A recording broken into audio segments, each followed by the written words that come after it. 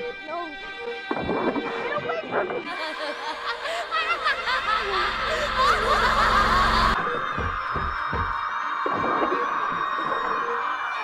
Tell me what's going on.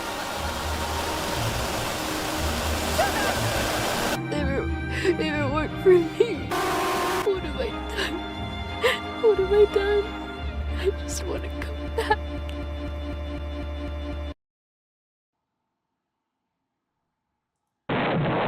Hello, everybody! Oh, wow. This is not working as well as I thought it was going to work. And wow, I am stretched out with this. Oh, hold on. Yeah, it looks like this thing doesn't want to stay on, so you know what? This is the best I'm gonna get. Anyways, welcome back, everyone! Merry Christmas, or holidays, or whatever you celebrate. I hope you all are having a oh my god, this thing does not... I hope you all are having a fantastic holiday season. I know I sure am. Can't you see the excitement on my face? I'm actually recording this on November 26th, so this is being made quite a bit in the past, so I guess we'll see how much I'll change over the span of time before this is uploaded. I am Santa, clearly, also known as Peyturtle, a very, very consistent YouTuber. Oh my. And if you're seeing this video, I'm assuming you're interested in whatever the hell is going on with Radish ASMR. I'll tell ya, since I've been caught up into the mess that is Radish ASMR, I literally cannot stop thinking about it. I would hope that after making a 2-hour-long video about it, that some of it wouldn't stick with me for this long, and yet it still has. And that's probably because there's so much that hasn't been resolved yet, and yet there's so much lore to go over. And there has been a lot of content uploaded since my oh my god, you know what? It's either the hat or the hair. And there has been a lot of content uploaded since my last video, so I'm gonna try to keep this section brief. If you haven't seen my last video covering Radish ASMR, that is completely okay. I hope this video will be a lot more understandable and digestible than my last one, and also hopefully not as long as my last one. But just know that this video is basically a part 2 to that video, and I'm going to be making this in the expectation that you have somewhat of an understanding of what goes on within Radish ASMR, specifically within her content. Again, you don't have to know anything at all, actually, but it would help to at least know how Akemi makes her content. And yes, I apologize. I know that Akemi is pronounced Akemi, but I said it the way I did because it was easier on my voice. I'm sorry. But before I get into the meat of this video, I just want to say that I am insanely appreciative of all the support left on my last couple videos. It seems like a good amount of you have actually learned a bit of what goes on within Radish ASMR through my video, which is kinda what I was hoping for. And again, I know I said it a lot in my last video about Radish ASMR, but I feel like it needs to be stated that this is an ARG. This content isn't really meant to be listened to in the way normal role-playing ASMR is meant to be listened to. There's actually a decent amount of criticism surrounding Radish ASMR due to the type of content that she does make. I mean, like I said, people come to a channel like this for comfort, for some kind of reliable source of support in whatever time of need, and yet Radish kind of turns that concept into something that's a little more scary, for lack of better word. I think there's a big argument to be held surrounding the morality of uploading content like this, and I know there was a pretty lengthy discussion about it on my first Radish video, so I'm just gonna say this outright. I don't think what Radish is doing is morally good. I mean, don't get me wrong, I think that what she's doing is really cool. I think the concept is awesome, but I can also see the potential for people to get harmed in the process. I think someone said it best in my last video on Radish. I'll try to pop up the comment here, but it said in reference to Radish's most infamous video, the one where there was a jump scare in the middle of a comforting depression video saying, "I agree the depression video should have a warning.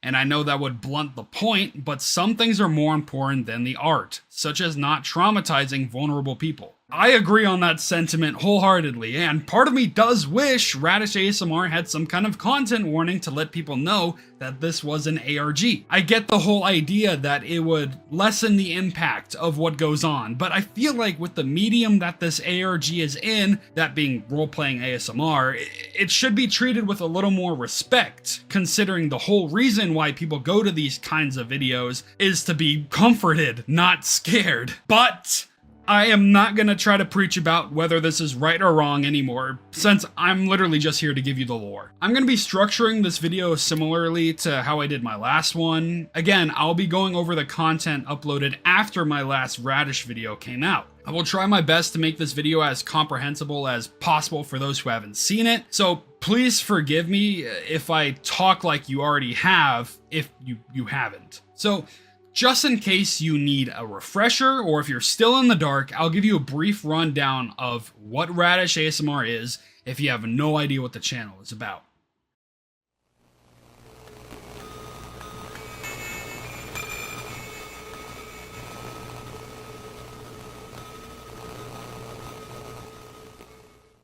So, first thing to note is that this channel is an ARG disguised as a role-playing ASMR channel. There are videos on the channel that are completely normal and fine to listen to, but there are also videos with a variety of ARG elements in them, such as strange tags like seeing Lazarus, or codes within them, which can only really make sense if you follow the lore of the channel. There are also times where the video itself can get glitchy, can bug out, the text can change, the screen may glitch out, etc. This also brings along times where the audio can get all freaky and messed up, usually coinciding with the glitchy visuals and whatnot. In my first rundown of Radish ASMR, I went over the first 48 videos on the main channel, covering all the codes that appear within the videos, all the strange occurrences, and gave my general thoughts of what was going on. I'm not going to be going too much in depth over those videos since I've already talked about it on my last video, so if you'd like to see me talk about them, you can go watch that video.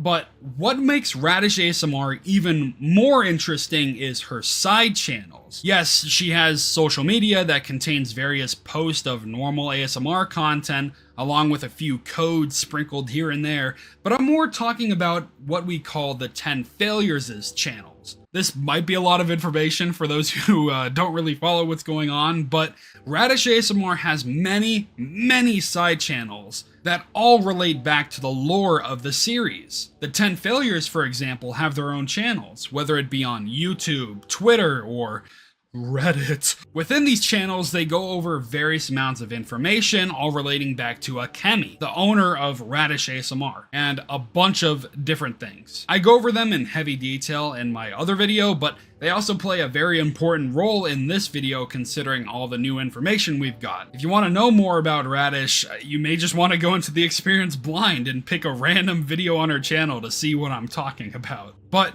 without further ado, let's take a look at Radish ASMR once again.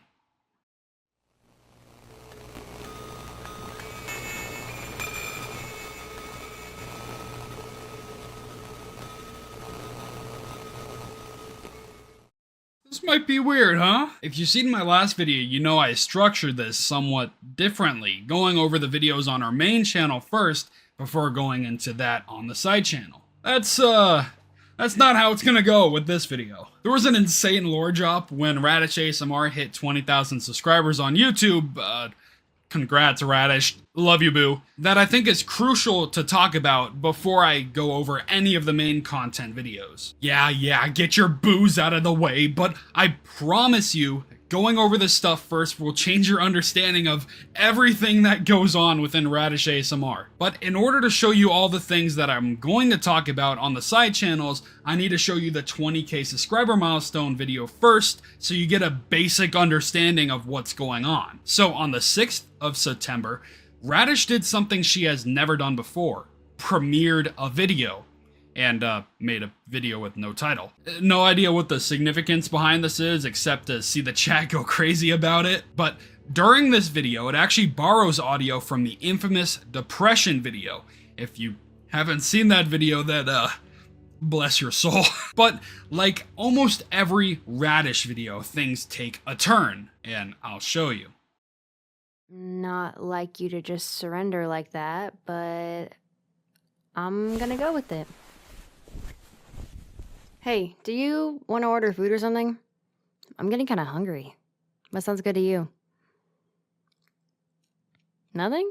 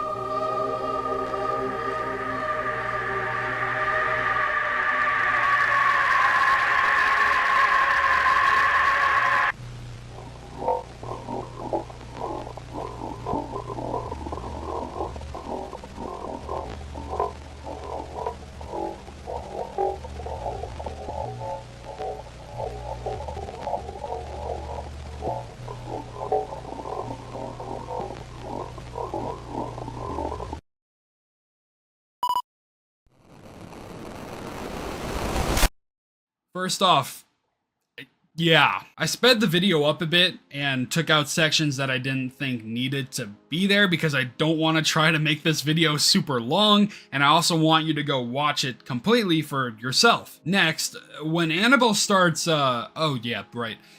This is Annabelle. We are almost 100% sure that every girl who has red hair and green eyes is supposed to signify Annabelle with all the information that we've gotten so far. So, yeah, Annabelle.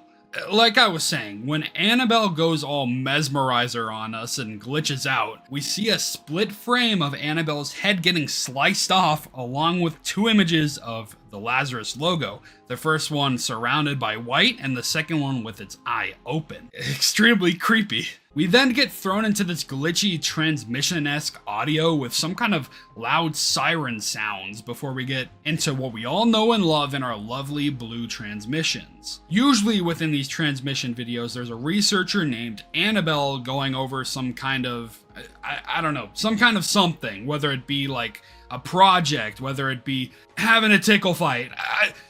Point is, these videos are completely separate from the content we usually see on Radish ASMR, that being the normal role-playing ASMR type of content. And every now and then, we see this blue transmission pop up surrounded by some kind of angelic audio. We see it mostly on like side channels or content that doesn't involve actual role-playing ASMR. Here we get a direct message from Sakura, something we've never gotten before. If you remember in my last video, Sakura showed up prominently in the side channel videos, with her being the one that allowed these videos to be viewed. We have never actually gotten a direct message from her before. And now that we have, we learn that she's probably dead after Akemi regains control. In the last line, she talks about wanting to show us who Akemi really is and who we are, which is the entire reason I wanted to put the side channel videos here first before we go over the main channel videos, because this is where stuff really gets crazy. First, these two codes that pop up actually translate to "Hello everyone" and "I am Sakura." Which, oh man, I'm so excited for this. After this video was uploaded, Radish ASMR actually went completely dark. Her entire account was blacked out and every one of the side channels uploaded during this time. Poop was slamming against the fan. Let's start off by looking into the side channels, or what we'd like to call the 10 failures channels. Like I said before, Radish ASMR has lore that stems across 10 plus different channels, and even websites.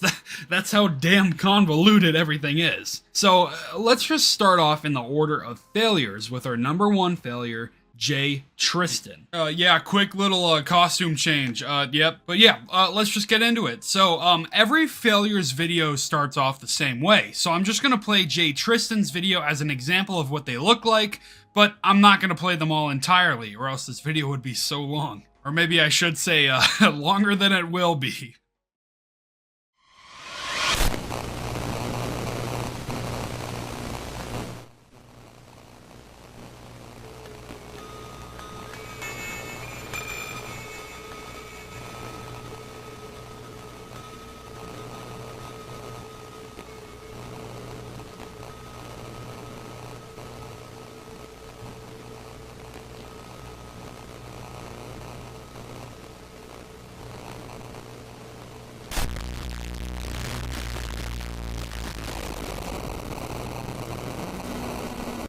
We getting all riddly tonight, baby. All right, just for a heads up, if you're not in a space to put on your thinking caps for this section, then you might not follow what I'm talking about. This stuff gets extremely complex, though it all ties in together. So, within this video, we see that Sakura is the one speaking throughout all the side channel videos. In this one, we learn that Sakura is not the name of the person holding the name Sakura. Whether that's because it's some sort of code name or replacement name or whatever, we don't know. We also get the information that she is like Akemi, but Akemi is not her. Sakura is not Akemi. Akemi is not Sakura, but they are alike. I feel like one of the things that make them alike is the fact that they are tied into whatever this realm of digital world that they are in. I feel like this will all make a little more sense as we go further throughout these videos, so let's just move on to our next failure. So our second failure is K. Olivia, and we get this video. Akemi is three of us, we, her three parts that make her whole, yet she doesn't know who we are, with one exception. Annabelle. Okay, that's kind of a bombshell. Akemi isn't one person like we thought, but is rather a collective of identities. Three distinct parts that she doesn't even realize is there. Except for Annabelle. Annabelle and Akemi obviously have some kind of history with one another, but in what way? Also, I just want to note, we see that Akemi has her own personality outside of these three parts. We see that her personality differs from that of Annabelle, from that of Sakura, and that of VIII. We can see that alone just from how they talk within the ciphers. But I might be jumping the gun with that, so let's just let that brew in our minds as we check out our next failure. F. Noah. Yeah. F you, Noah! Annabelle is broken, so unstable that she fundamentally upsets Akemi's balance of control. Akemi no longer recognizes her as just a component.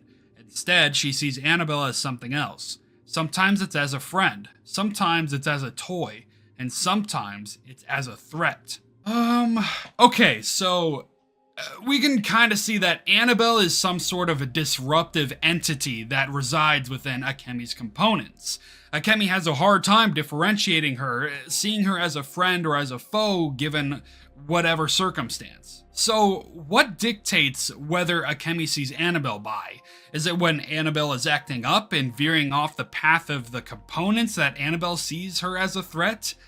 Is it disrupting the harmony of the components? There's definitely some kind of dance for control within Akemi. A fight between Annabelle and, well, Akemi. But since we don't have too much to go off of right now, let's just go on to our next video. Our next failure is P. Mary, the fourth failure, and this is her upload. Annabelle's instability created something inside her own mind, something that doesn't follow Akemi's rules. It won't let Annabelle forget. All it wants to do is make her suffer, but the havoc that it wreaks has caused more than one thing to come loose, including me. This is an interesting section. Annabelle is some kind of unrelenting force, in a way, that disregards the structure of Akemi's components. It's almost like there's some kind of dark manifestation of whatever suffering that Annabelle is going through, some kind of trauma that refuses to let her forget what she did. And all of that resulted in this something that pops up in her head. In resisting Akemi's rules, Annabelle causes destabilizations within Akemi's balanced psyche. We've seen many times throughout Radish ASMR this image that pops up in people's heads. What exactly is this? Is there a person here? Is it just pareidolia finding faces when there really isn't anything there? Or is this a representation of what Annabelle created due to her mind's instability? Am I just getting ahead of myself? Also, what the hell is this thing that jump scares us in this video? Hatsune Miku? I think those letters spell out kill yourself, so that's just nice and dandy. Is this Akemi talking here to Annabelle? I don't know. Anyway, let's just get to our fifth failure, K. Mariah. This is her video. There are three components that make Akemi, three people, three root links. Annabelle and 5X are secondary components. Annabelle and XXXXX are the secondary components. I am the primary root link. Okay, so this kind of relates back to what we saw with K. Olivia's video. Akemi's psyche seems to be a layered structure of root links with Sakura as the primary root link. Did anyone even see that coming? As Akemi's primary root link, it would seem that she would be the one helping stabilize the chaos that Annabelle creates. Sakura might have some kind of responsibility for maintaining Akemi's balance, given that she is the primary root link, but we don't know everything yet, so that's just complete speculation. At least now we know the names of the people that make up her components, that being Annabelle, Sakura, and 5X. We'll just let that brew in our minds as we look into our next failure, that being H. Hans. Now, Hans actually got suspended from Reddit, so, salutations to Brother Hans. He will be sorely missed. Luckily, though, K. Mariah actually uploaded 2 videos. This one with the title Transmission Line Integrity Compromised, calling temporary redirect. Yeah, that's actually kind of a fun way to do it. Anyway, this is his video. Unlike Annabelle, inside Akemi, mine and 5X's names are lost to us. For all 3 of us, our memories are incomplete. There are pieces missing and details that are blocked, but we remember enough. I remember enough. They weren't as thorough as they thought. So, okay. Someone or something is deliberately trying to erase the memories of the components of who they once were. It's strange then that Annabelle's name is the only one that isn't lost, but we really have yet to know the history between Akemi and Annabelle, or any of the components for that matter. Well, spoilers, we kind of maybe know a little bit of something, but we'll get to that. If we think back to the transmission videos that we see on Radish ASMR, it could make sense that Annabelle's memories are incomplete, as we see within the transmission videos that Annabelle clearly states that she struggles remembering. I'm going to talk more about this theme that we get of memory within the theories and implications section of this video, because I feel like it relates heavily with so much of what we see within the main channel videos. But aside from that, Sakura also states that they weren't as thorough as they thought. Did the Lazarus Project try to wipe out her and the components' memories? Or was it something else? I mean, I guess we'll find out in later videos, but for now, we don't really know. But yeah, let's just look at our next failure, M. Logan, the 7th failure, and this is his video. We can all speak in the short moments when we are in control of ourselves. Watch closely and I will show you. Annabelle. 5X. Akemi. Okay. This is crazy. For those of you who do not understand the implications of what we just got here, we just got the key to understanding who talks within each cipher. This is game-changing. I mean, my entire last video, I was whining and complaining that I had no idea who was talking within each cipher. I mean, it was my biggest gripe with the series. And now, we have a key for it. I am literally gonna kiss Sakura if she isn't dead. But now with all of this, we know that Akemi talks in base 64, tap code, and binary. So every code that pops up with any of those 3 when translated is always gonna be from her. Then we got Annabelle, who talks in base 64 plus raw inflate. It's interesting how similar it is to Akemi's base 64, just adding raw inflate. Then we got our mystery component, 5X, who talks in rot 47. Lastly, we got Sakura, who talks in rot -1 to base 64 plus raw inflate to rot 47, encompassing literally all the rest of the components, plus Akemi, only shifting everything by 1. It's so interesting that Sakura literally just takes all their ways of ciphering and just shifts it by 1. I mean, this stuff is so cool, man. I love Radish ASMR. Okay, but now, every time we look back at every cipher that we've seen within the channels, we will know who is speaking. I am so happy. I'll most likely talk about these ciphers more, especially like the ciphers we've seen in the past, now that we know who's talking in the theory section of the video, if it's something that I kind of want to look at. But for now, let's just get on to our 8th failure, A. Lilia, and this is her video. Since April 17th of last year, I've been widening the doorway, and since August 30th, I've been inside. I can't control Akemi, but I can make her tell the truth. April 17th, huh? You know what happened on April 17th of last year? Transmission 3000. Yeah, this is the same transmission where Annabelle got into that tickle fight.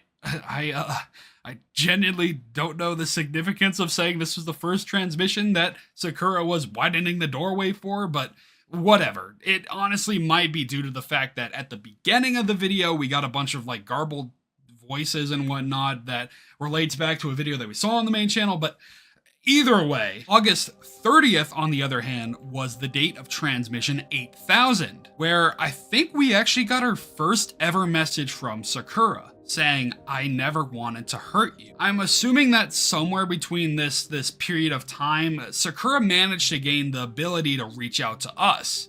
I'm assuming that's what she means by "I've been inside" anyway, but with that, let's just move on to our 9th failure, G. Bradley. Annabelle, 5X, I'm so sorry. I hope you can forgive me. Okay, shortest one so far. Sakura obviously did something. What that something is, we don't know yet. It most likely has to do with Akemi, Annabelle, and 5X. Maybe all three of them got put into this experiment by Sakura, which somehow resulted in all of them becoming components of Akemi. It would make sense in this case that Sakura would be the primary root link, as she would be the most likely one to have semblance of herself if she was the one that kinda oversaw the entire experiment. Regardless of all the assumptions and theories you can make based off of that, it's clear enough that Sakura is showing some remorse for something that happened between her, Annabelle, and 5X, showing that she has some kind of history with them. So, yeah, let's just move on to our 10th failure and our last failure, be Andrea, and this is her video. Kemi will kill Sakura, but this isn't the end. To anyone seeing this, I won't be able to show myself for a while, but I won't be gone. Listen for my signal.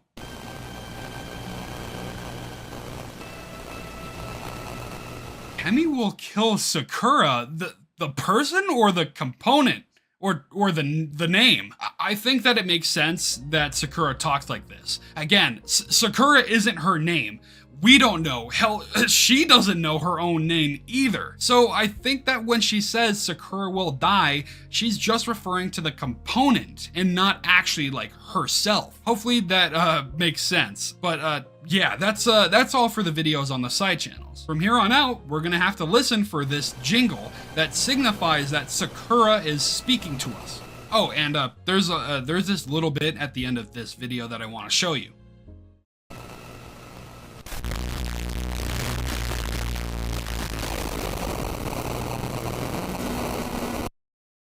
I found you.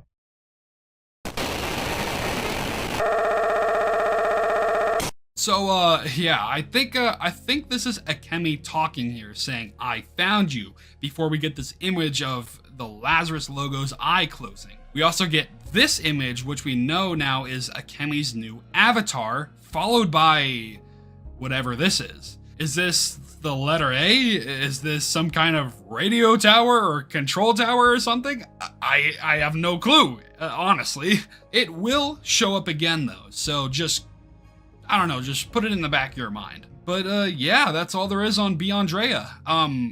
Hopefully your brain isn't all mushy, and but if it is, I can give a short summary of everything that happened. So all the failures channels uploaded during Akemi's 20k subscriber milestone, and within them, they all tell short stories and sentences by Sakura on what Akemi really is, about the components inside Akemi, about the people who talk within each cipher, along with Annabelle's struggle for her own person. Everybody is fragmented. There's so much struggle for control. Multiple personas within Akemi and so many more complex relationships between the characters. Even if your brain is still mush, I'm gonna try my best to go over everything that needs to be talked about when we get to those sections and kind of show how they all tie into one another. And also, if you've realized, there's a couple things that I left out that were present within these videos. That being the golden letters. From what I can tell, it's an anagram for December. Since I'm writing this script before December, I can't tell if it's in relation to this December or last December, so I'm assuming it's for this December. And spoiler alert, I am re-recording this part in December because it was a hint at something in this December. And also, there is a frame within G. Bradley's video that contains an extremely long code. This is the code. So, This actually took us like an hour or so for us to solve, mostly due to the fact that we had no idea if we missed a letter or number or whatever along the way without knowing if these were lowercase L's or uppercase I's. So, thank you to Kucheroth and Andre the Dragon specifically, because those guys spent so much time with me trying to work on this long-ass code, and we finally got a result out of it. Anyway, yeah, after about a while, we got this exact code correct, bearing in mind we had no idea about the I's and L's, and we got this image. After playing around with the letters, we eventually got a better image to look at. It's blurry, but I think you can make out saying Kimochii Classroom. Thank you for documenting the process again, Kucheroth. As of now, I do know what this could signify, but I'm just gonna read this script because I think it's fun to look back at. I basically said that at the time we had no clue what this could have meant.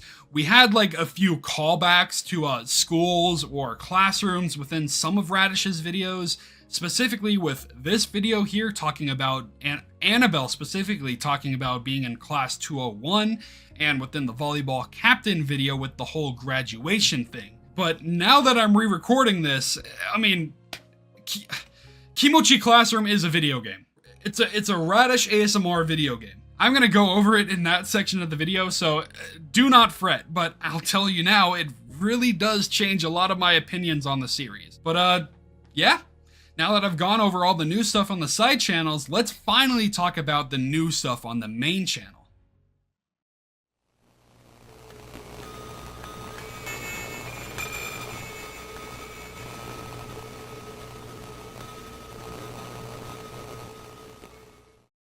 Okay, so I want to start off this section by actually picking up right where I left off for my last cover on Radish ASMR. In my other video, I covered the main channel videos 1 through 48.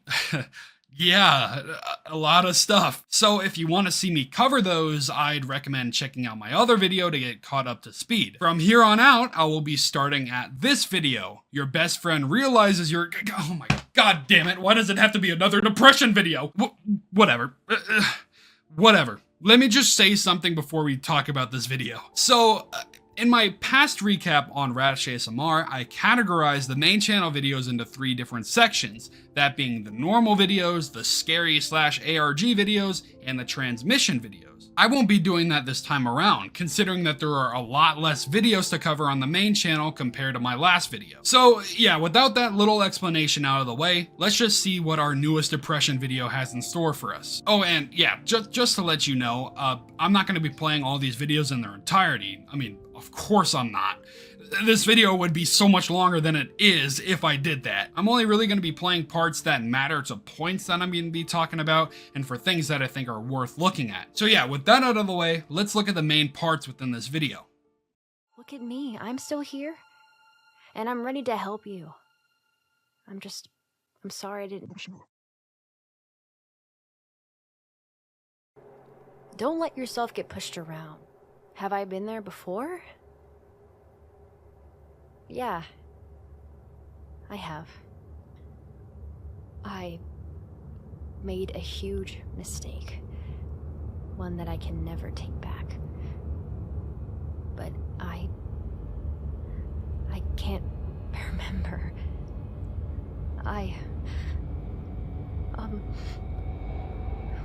What's going, No.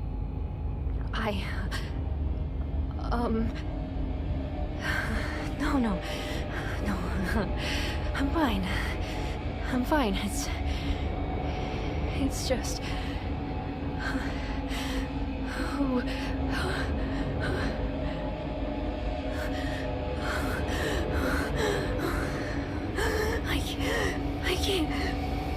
I can't... What's happening?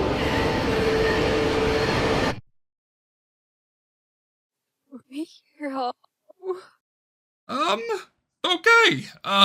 Okay. Okay, so if you've seen my last video before and you've seen the last depression video, you might notice that the background behind this girl is the exact same, and the jump scare pops up actually at the same exact time. It's weird. Why would Radish do this? Why would she make another video so similar to her last one that got so heavily criticized? Did she just want to give a big ol' FU to everyone who wanted comfort? No, guys, I think it's just for the lore. There's a lot to go over in this video alone. During the little PNG jump scare that we get, aside from it being at the same time as the other depression videos jump scare, it actually cuts off something that she would have said. Now, in the original script she was supposed to read, it doesn't look like she really says what's there. But if we listen, she pretty clearly says, push you. I'm sorry I didn't. I'm sorry I didn't push you. Push you, huh? We keep getting this over and over again within this series. Dating all the way back to this video when things get all messed up, she apologizes and says, I didn't mean to push you. I'm sorry. I'm so sorry. I didn't mean to push you. I didn't mean to do any of this. Okay? If you remember from my first cover of Radish, or if you didn't watch that video, this video here is heavily referenced in multiple videos of the series. Within this video, the girl ends up pushing us, the listener, down the stairs, which in a follow-up video, we learned that we actually die because of it. Again, it's strange that this happens, considering that in the original script, we were not actually supposed to die. But, yeah, this video, the staircase incident video, has a lot of ties back into other videos within Radish. Anytime you hear something about pushing, it usually ties back into this one. So yeah, coming back to the depression video, as soon as this is mentioned, this girl pops up. She looks at the camera, menacingly, before scurrying off and popping back up at the very end, glaring daggers at the thumbnail girl as she has some sort of breakdown. This little breakdown section is pretty important, I think. When the listener, most likely, asks the question to her if she's been there before in relation to having depression, most likely, she answers yes, due to something she can never take back but can't remember. The video ends off with saying, "Who are you?" in reverse. Who are you? Sounds oddly familiar to the "Who are you?" that we've gotten in this video. Who are you? But yeah, that's the video. It's not very comforting, is it? There's a lot to think about with this video, but it might be best to save all my thoughts for later, as we will come back to this video in just a bit. And next on the list, we get this video here. An obsessed yandere ties you up. The title basically sums it up. Within this video, the girl basically tortures us, or whatever yanderes do, but there's this one little section that is different from the rest of the video. Here, I'll show you. Wait here, just like this, and I'll grab the pills.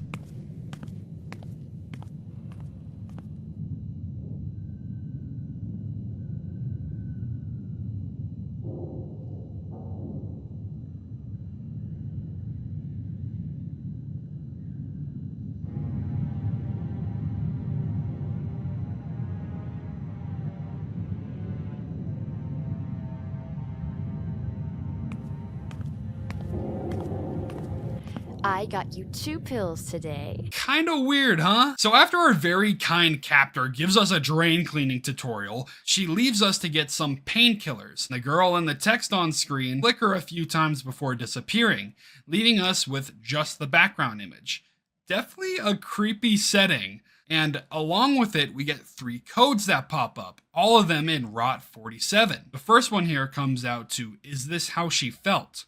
Continued by the next one, "Cold and alone in an escapable darkness," ending off with, "Why couldn't I stop it?" It looks like a sentence just saying, "Is this how she felt? Cold and alone in an escapable darkness. Why couldn't I stop it?" If we remember back to what we saw in the side channel videos, specifically from M. Logan, we know now that this person is actually 5X talking here. Again, we don't really know who this mystery person is, and I'll talk more about who I think it is and who others think it is later in this video. But whoever it is, it seems that they are talking about either Akemi or Annabelle. We don't know how Akemi was treated within the whole Lazarus project, nor do we know much about Annabelle outside of the transmission videos. This maybe could be referring to that, or it could be totally like symbolic. We don't know. But yeah, whoever this 5X person is definitely has a connection with who they're talking about.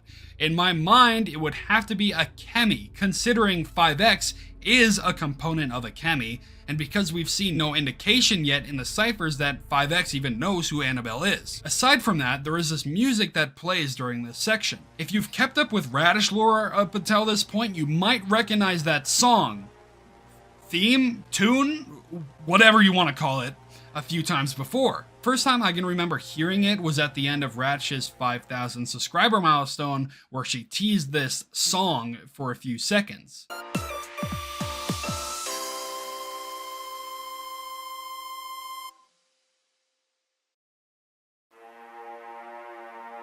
The next time I remember it showing up was on the side channel videos, specifically Jay Tristan's video titled 3-.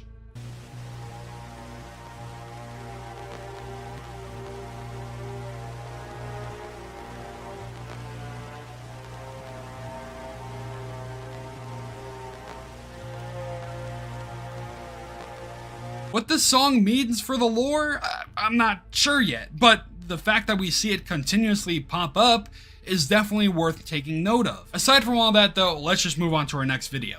So the next video is this one, Serious Classmate Annoyed by Your Apologies.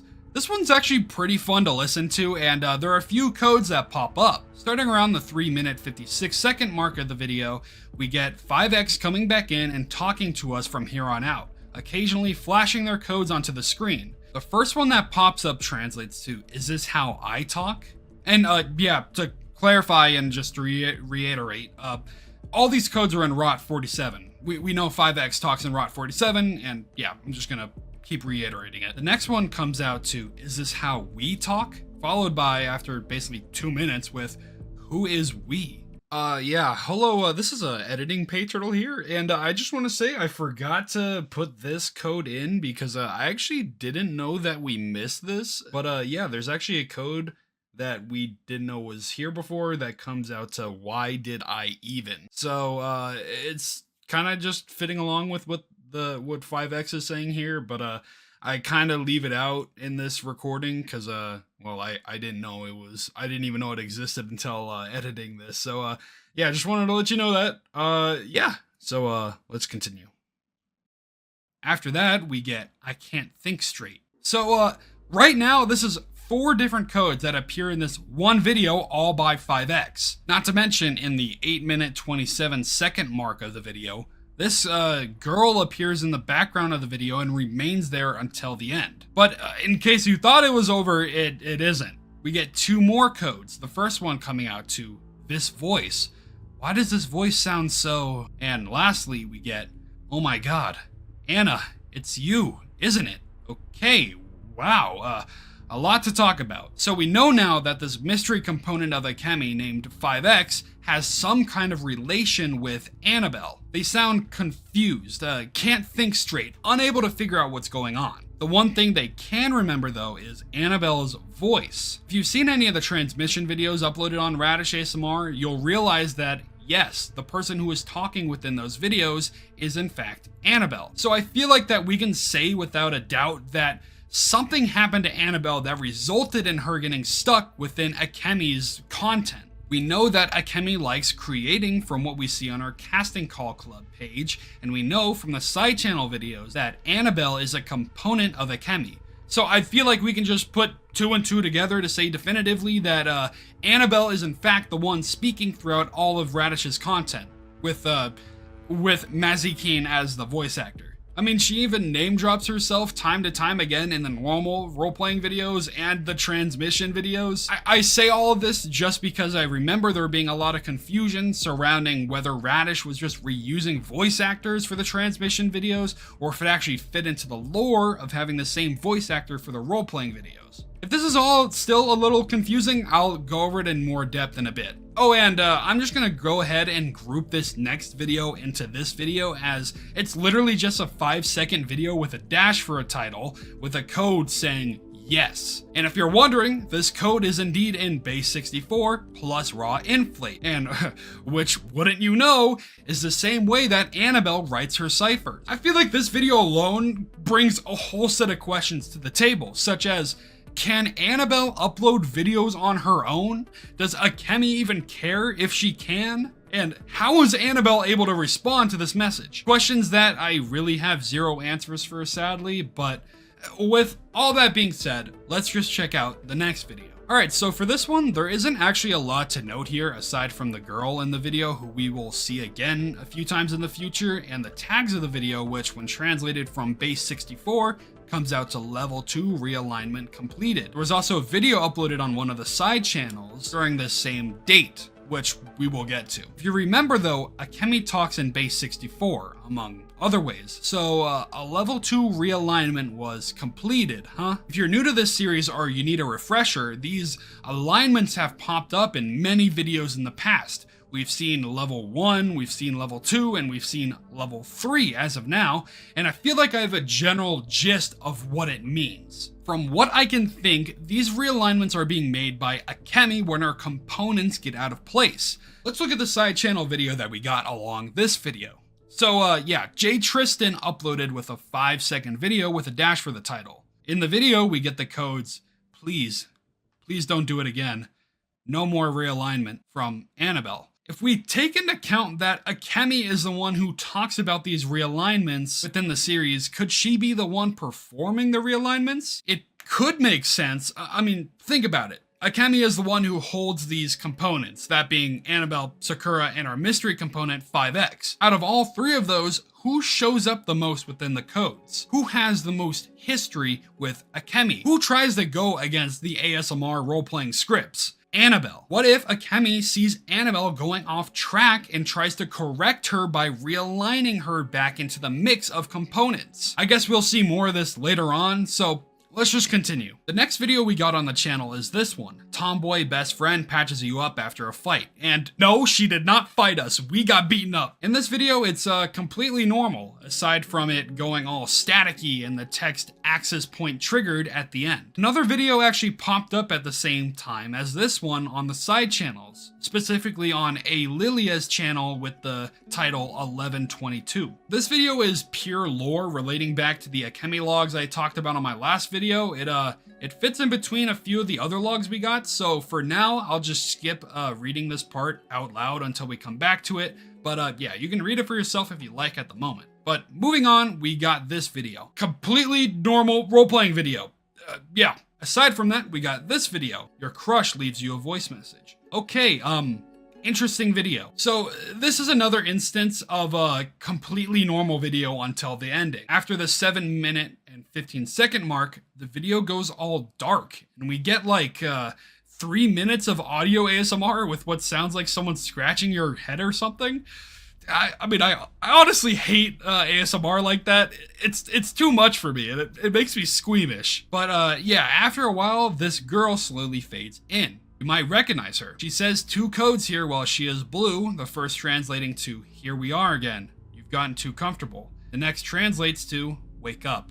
Shortly after that code goes away, we actually hear this theme once again before she turns red, now holding a knife with a code on the screen, and her eyes bleeding, basically turned into a creepypasta. The code that appears on the screen when she's red comes out to "I'm not done with you." All these codes are in base 64 plus raw inflate, meaning that Annabelle is the one speaking here. So, I don't know what to make of all of this. Got Annabelle telling someone that they've gotten too comfortable to wake up and saying that she's not done with them. Who is she speaking to here? Akemi? The listener? I'm not sure. This one is a bit of a head scratcher, no puns intended, and I don't know what to make of it. We will see this girl in the future though, so this video, or at least what's being said, has some sort of relevancy that I just can't put my finger on yet. So for now, let's just move on to our next video. So in this video, there's actually a few things to go over. First off, this video is totally normal from a role-playing ASMR perspective, but we have news from Akemi. She started a Patreon? I think Alex in the comments said it best. The most horrifying part of the ARG has been reached. Patreon. Oh, spooky. But in all seriousness, there was a bit of confusion surrounding the Patreon. Was it part of the lore? Was it just to help support Radish? Does that mean that she would stop posting scary videos and focus on regular role-playing ASMR instead? Well, it didn't matter to me because I bought in as soon as this video dropped. I mean, Radish has done numbers to help blow up my channel to the extreme it had. I mean, I had like what, 180 subscribers before I dropped that video, and now I'm at like, what, 2,600?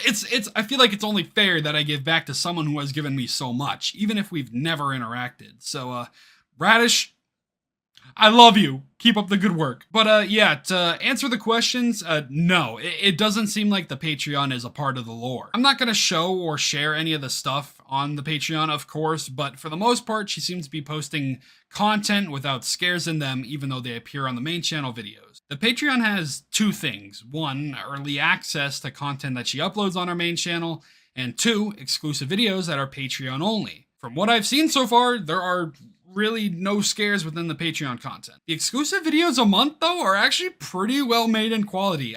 I'm not like a super ASMR guy, but damn, sometimes these videos make me feel like they put me in a good mood and make me feel happy. But yeah, like I said before, I honestly understand why people listen to this stuff. And I mean, yeah, to answer the big question of would this be Radish's way to ease out of scary or an ARG content to focus on more normal role-playing content? Well, the answer is no.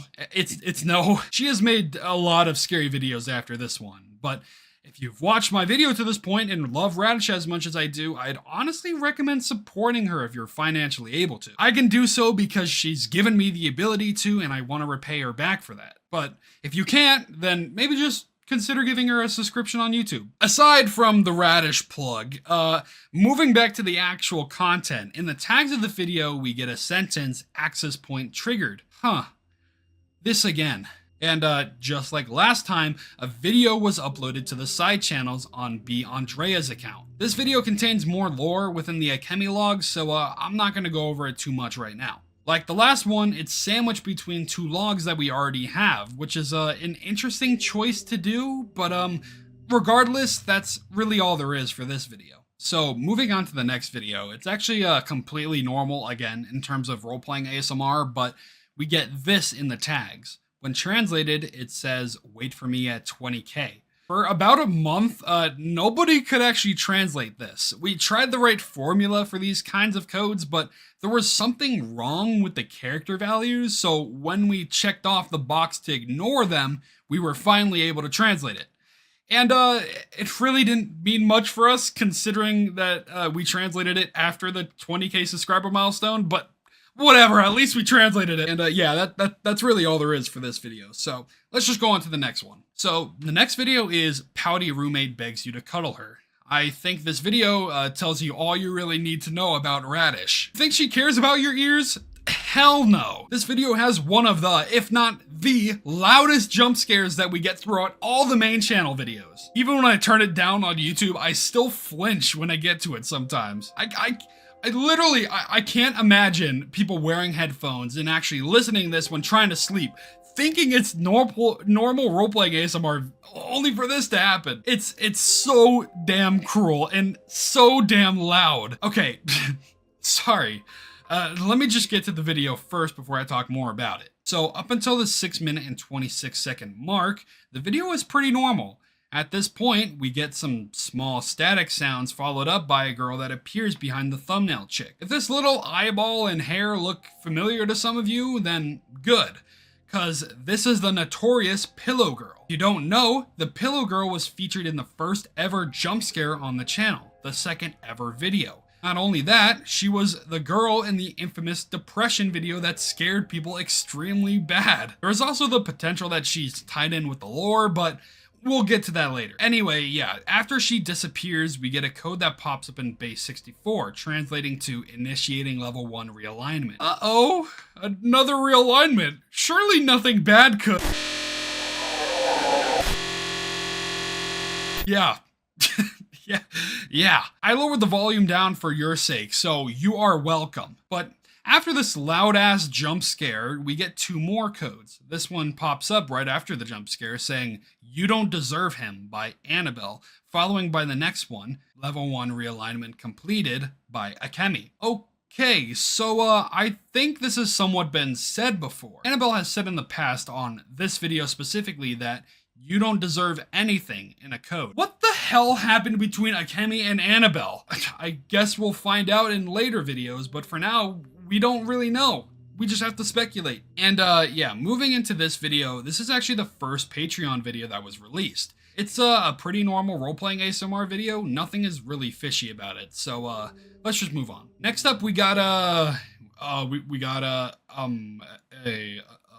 blank video. Now, this video is amazing. I talked about it earlier during the side channel videos section of this video, but I'll basically give a refresher and talk more about it in this part. So, like I went over previously, this video borrows the audio from the first depression video before cutting out. There was one thing I didn't talk much about during that section, and that is this audio here.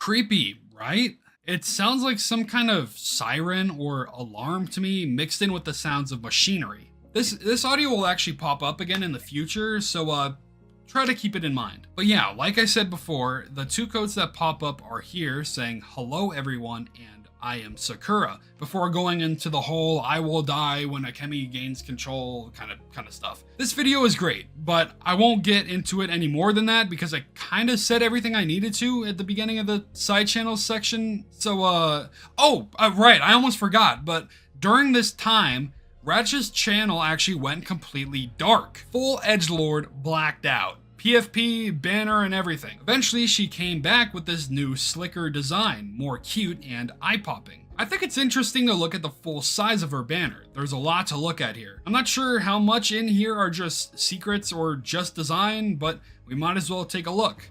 So yeah, there's lots of Radish imagery, of course, some cool designs and whatnot, but when we look at Akemi, there are some things to note. She has a few silhouettes behind her, green and white. Now, it could just be looking too much into it, but Annabelle is a component of Akemi, and her eyes are green. But for the white, who knows? Not sure if there's anything else on here that is even worth looking at other than to, look at some cool art, but might as well check it out. The only thing I can really think to look at aside from that is the heart design on her jacket. It's like a Radish heart with slashes or an X drawn over it. Could it mean something? Who knows? But before I continue overanalyzing everything, let's just look at the next video. Next up, we got "Roommate is jealous you got hit on." Things definitely go down in this one. Okay, so I think I should play the ending part in its entirety for context. So ear warning, it gets a bit loud. What are you talking about? Roommate? No, we're... Okay, that doesn't make any sense. Why would I be rooming with some guy that's not my... Why would I... What is this place? Why did we come here? Just tell me the truth. Tell me what's going on.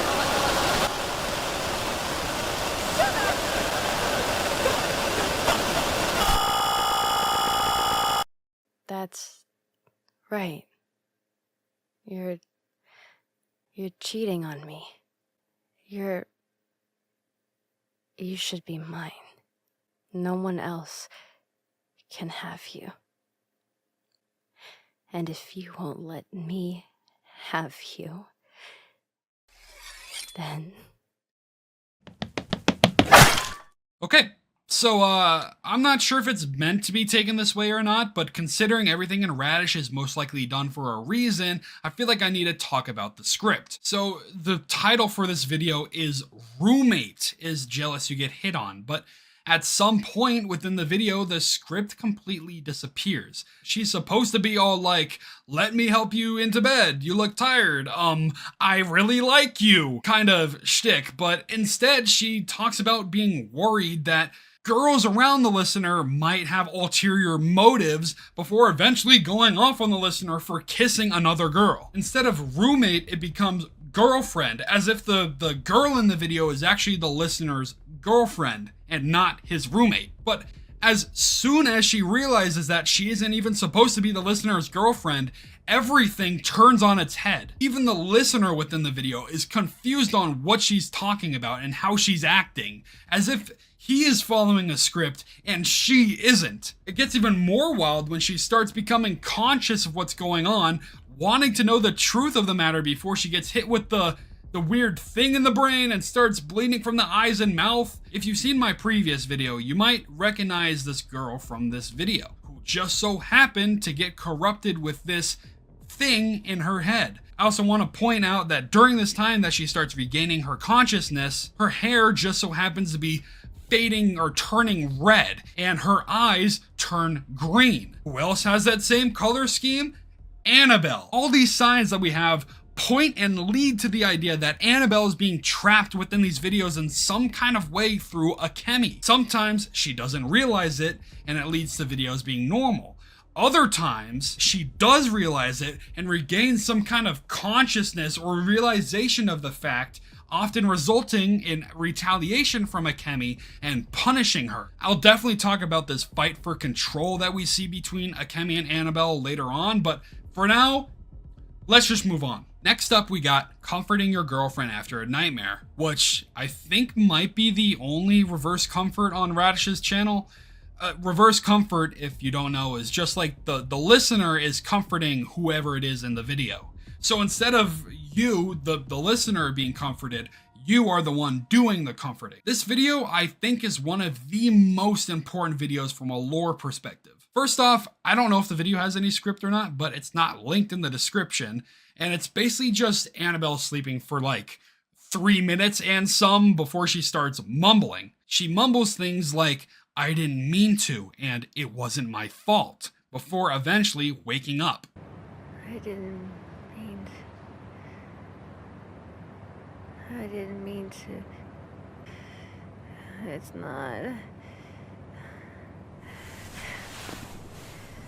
It's not my fault. Going off of past videos, I think she was gonna say, "I didn't mean to push you." But after waking up from her nightmare, she says in her dream that she was looking at herself, but it wasn't her. We also get this piano jingle at 7 minutes and 11 seconds in that we've heard many times before she cries, mumbling, "What have I done? Why me?" And that she just wants to go back. Why are there... What? Why am I... But I don't even remember what I... Can I hug you?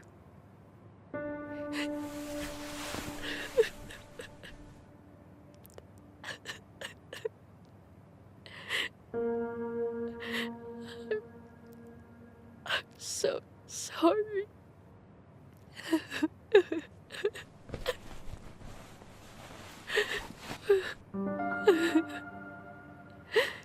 What have I done? What have I done?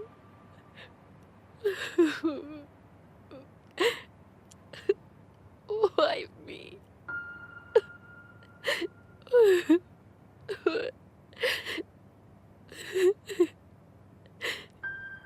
I just want to come back.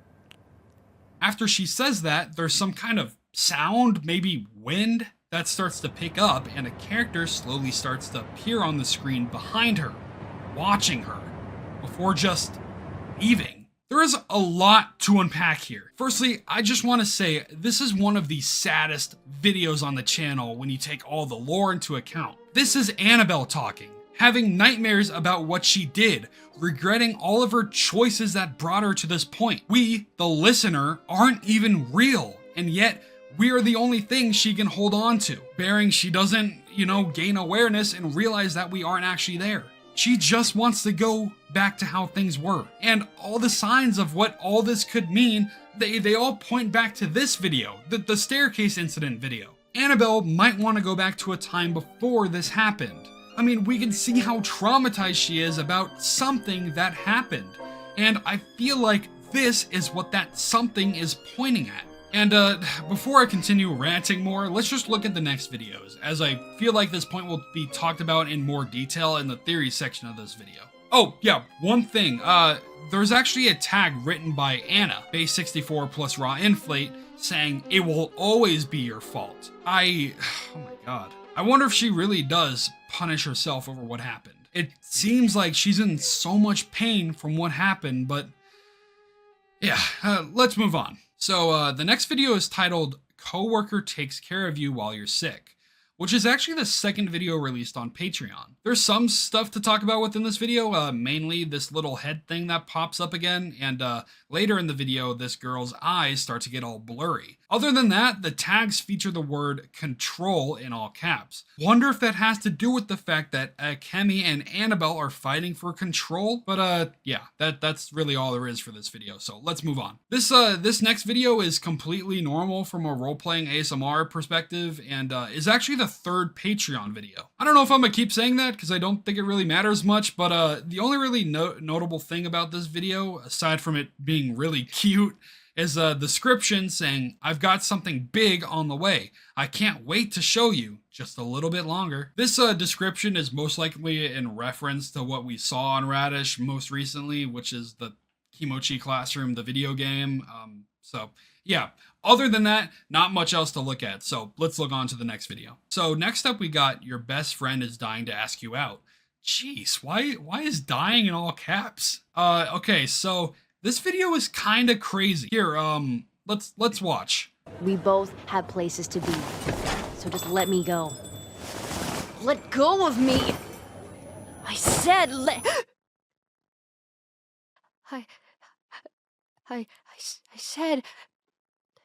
I said,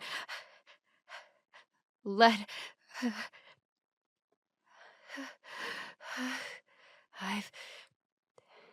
I've already...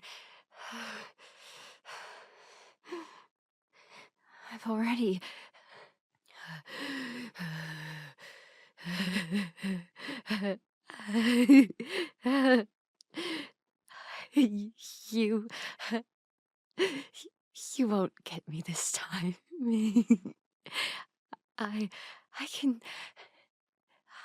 can see right through.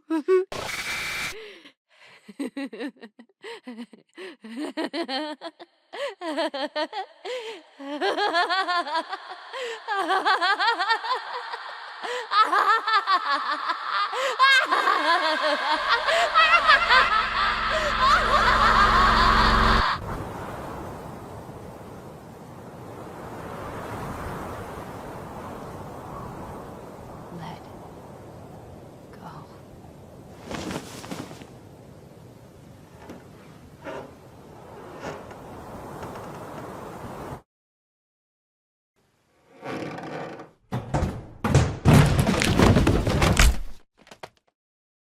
Okay, wow, okay, so, if you haven't seen this video yet, or if you're not exactly caught up with Radish's videos, you may have no idea what the hell just happened, but if you're as invested in the channel as I am, you may remember this audio from a previous video. Which video, you may ask? Not the depression video. Yes, the staircase incident video. Which, up until she's about to push us down the stairs like what happened in the first one, the audio is the exact same. The only difference here is that Annabelle realizes what's going on and catches herself before she pushes us. This screen that flashes here when she becomes self-aware is the thumbnail for that same video. Annabelle is clearly shaken up by that and realizes that she's already done this before, saying, "You won't get me this time. I can see right through you," before the girl with the knife from the previous video appears behind her. We will get to the codes in a bit, so don't worry. We can see that the hand on her hat is gone, and now there's this something around her neck, with those red lines and slashes on the eyes. After that, we get the split frame of, "I really need you to forgive me, please, please, please, please," which genuinely sent shivers down my spine. Like, I know this is a goddamn role-playing ASMR, or whatever, but Jesus, this is unsettling. Annabelle starts laughing her head off as the codes flash on screen. This thing possibly hand, appearing around her neck once again before we get this, I don't know exactly what this is, but the audio is the main thing to focus on. Annabelle says, "Let go," before we hear what sounds like someone falling down a flight of stairs and breaking their neck. What? The next minute of this video is just some codes appearing on the screen and sounds of machinery starting up. We hear those same sirens on the 20K subscriber milestone, so it's super interesting to think about.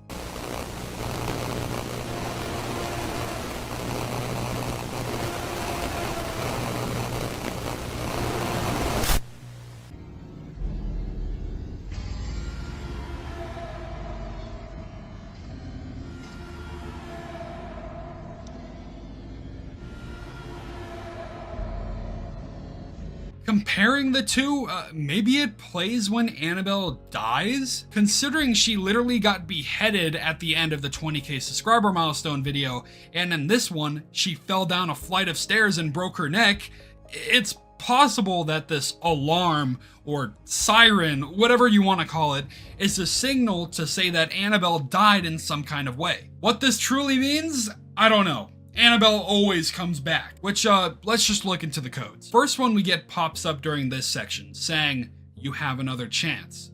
Then we get this one saying, "It should have been you." Followed by these ones we get after the staircase fall. "Don't make the same mistake twice." "Annabelle, you deserve this. You'll always just come back anyways." Okay.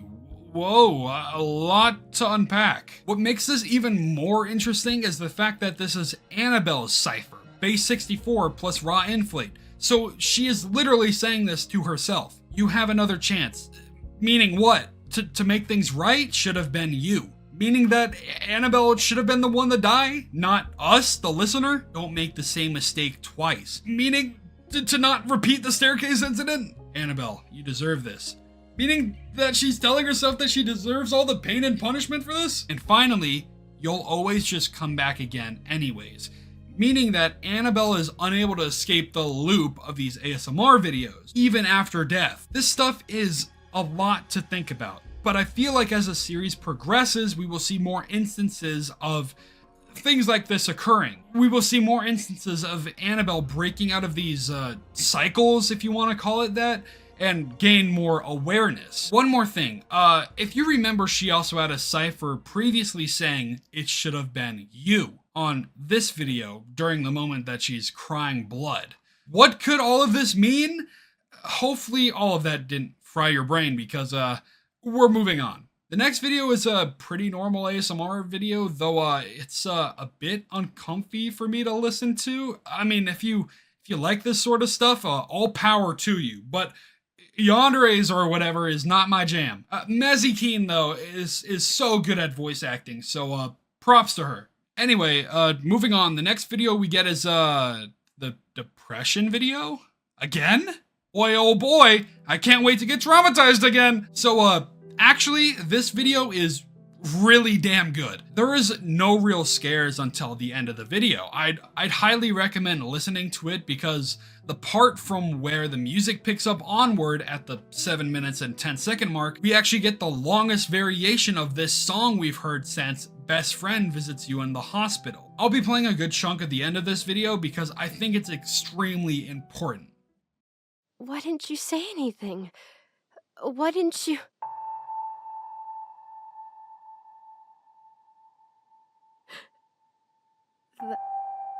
That's right. You couldn't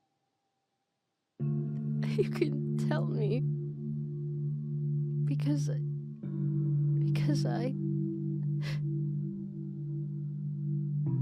what I did.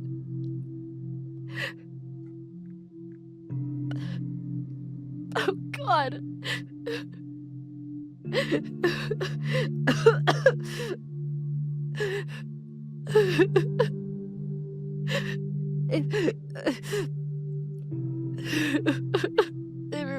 If it weren't for me,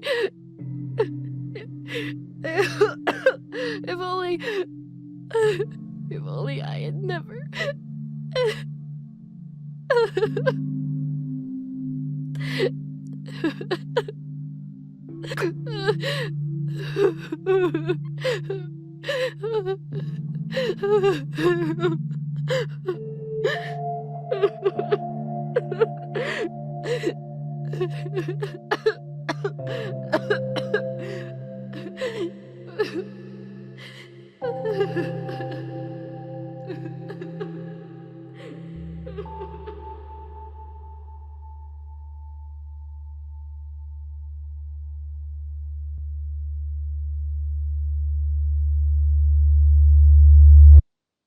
We learn that the listener is depressed, but Annabelle seems to be taking the realization hard. She says that we could tell her that we were depressed because of something that she did, which results in her crying, breaking down, saying, "If it weren't for me, if only I had never." She doesn't tell us exactly what she's crying about, but it's clear that she feels extreme remorse for what she did to us. To be honest, this video is probably Radish's best video. Mazzy Keen is such an insanely talented voice actor, and I can't lie, I teared up a few times at this section. The music in the back is so depressing, so hopeless, perfectly encapsulating everything that Annabelle is feeling as she cries about what she did. She is completely distraught. If we think back to all the instances of Annabelle being remorseful about something, it all ties back into something that happened with the listener. Could this be another indication of the staircase incident coming back to haunt Annabelle? And before I get to the end of this video, I want to note that we've seen this script before, most notably on the first Depression video. In that video, it cuts off the section that I just played for you, jump scares the listener, and replaces it with a different script. In this video, we get the full experience. Even the timestamps of the video matching up to where the jump scare was going to be with this little chime that keeps the script going. Why does this one not have a jump scare? Well, putting those thoughts aside, let's look at the ending of this video. A lot of things happen. Annabelle's right eye turns red, and 4 girls that we've seen before pop up behind her. We got Pillow Girl, Girl with Knife, this chick that went crazy, and this girl. All of them have shown up in previous videos. Could this be people we know within the lore? I don't know. Pillow Girl has some obvious connections with Akemi and Annabelle due to the nature of her hair color, but the others it's not so obvious. This girl on the bottom right did have an instance where her hair turned red and her eyes turned green, but putting that aside though, we see that the thumbnail girl's eye turns red.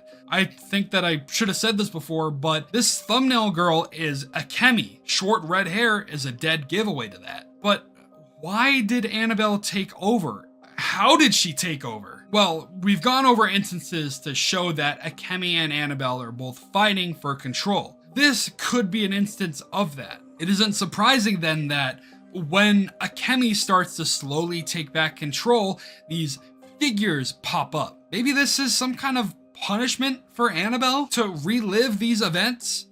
As much as I want to delve more into this video even more, I feel like I kind of have to move on because I don't want to make this so long. So yeah, let's check out this video. Transmission 23,854. If it wasn't obvious already, this transmission was uploaded when Akemi hit 23,854 subscribers. Why the specific number?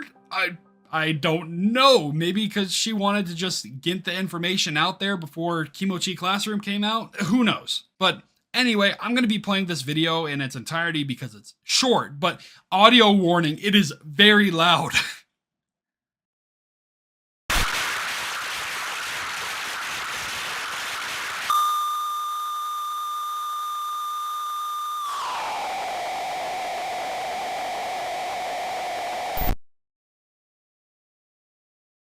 Hello, everyone.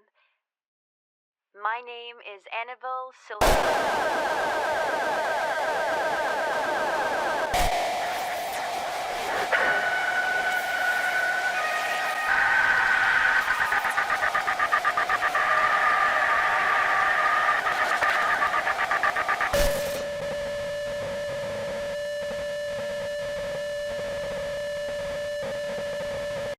All right. Did you like that? Are your ears tingling with pleasure? No? Wow. haters. Let's look over this. So first thing to note, we get this weird image of kidneys, lungs, a brain scan. I have no idea. And behind it is the Lazarus logo. If it is a brain scan in some way, I guess we could almost have a direct relation between Lazarus and messing with people's brains, but might be a stretch. After a lot of loud noise, we get introduced to Annabelle before she gets cut off by, you guessed it, loud noises. But this time, there's something different. We hear Sakura's jingle. Sakura is back, and she says, what she's gonna show you, there is no new story to tell, only what has already happened. Don't be fooled. It's time to show the truth. Followed by this big red code from Akemi that says, I am sick of you trying to ruin everything. I will not let you bully me anymore. Before you get this flash of the numbers 0 and 4. I know some of you might be thinking, I thought Akemi killed Sakura. Well, again, we don't know the real name of Sakura, so who knows if the name is the only thing that died, or if something else happened. Sakura, the person, is okay. I think. But yeah, let's just look at Akemi's message real quick. Who is trying to ruin everything? Who is bullying her? My instant thoughts go to Annabelle. I mean, the two of them have been in this constant struggle for control. Akemi might see that as Annabelle bullying her because she is disrupting the harmony of the components. That's just what I think anyway. It's really hard to understand. But then we get this 04 at the end of the video. At the time, I had no idea what it could have been other than maybe having something to do with the 10 failures, considering all their numbers, all their patient numbers start with 04. But I also thought that it could tease with something at the date of 04 of December. And yep, it was definitely a little tease to something that happened on the 4th. So let's take a look. Hello guys, Editing Peyturtle here. I just want to let you know there was actually 2 videos uploaded before or after the Kimochii Classroom trailer video that I kind of need to talk about before I get into Kimochii Classroom, so I'm just going to talk about that real quick before we get into it. So first thing to look at is this video right here. It's actually a completely normal role-playing ASMR video from what I can tell. There's nothing really to look at with that, so yeah. And then the next video is this one. Popular girl brings you to her room during party. Now, this video is kind of crazy in a way. There's a lot of stuff that happens towards the end of the video and a lot of hints and bits and pieces within the middle section of the video that's pretty important to the stuff that goes on within Kimochii Classroom, so I'm just going to talk about that real quick, and then we'll get into Kimochii Classroom. And why does Radish got to keep doing this? She got to keep releasing banger content, and you know what? Great for her, but I have to keep editing this script and editing this, like, new stuff into this video because of all this stuff that's happened. I've had to re-record this script, like, 3 different times because of this stuff. And I'm not saying that's a bad thing because the content's really cool, but it's driving me insane. So first thing I want to note within this video is that there's a few things that tie back into Kimochii Classroom. Annabelle talks about a few things, that being that her parents are wealthy, that there is a name drop, there's actually a name drop of someone within the video game with the last name Arison. And then we also get this bit at the end that I'm gonna play this part out in its entirety for you because it's crazy. Everything just feels so much more complicated now. But I know what I feel in my heart, and it's that you're the only one for me. I love spending time with you and your sister. I love studying math with you. I love joking with you. I love fake arguing with you. And when we have those moments, those real moments when you tell me that everything is going to be okay, that you'll protect me, that I can depend on you, those words make me the happiest girl in the world. They make me want to kiss you until I can't breathe anymore. I want to kiss you right now so bad. Just right now. But it wouldn't be real. Another fitting punishment for someone like me, huh? Making me realize that this is all a fantasy. It never happened. and it never will happen. You're him, but I can tell you're not really there. It feels like I've been seeing that more often lately. But I can't. I haven't been able to remember much for a while now. In and out, over and over. Sometimes I can see, and sometimes I can't. I wonder if we're both being punished for something. I wonder if I dragged her here with me.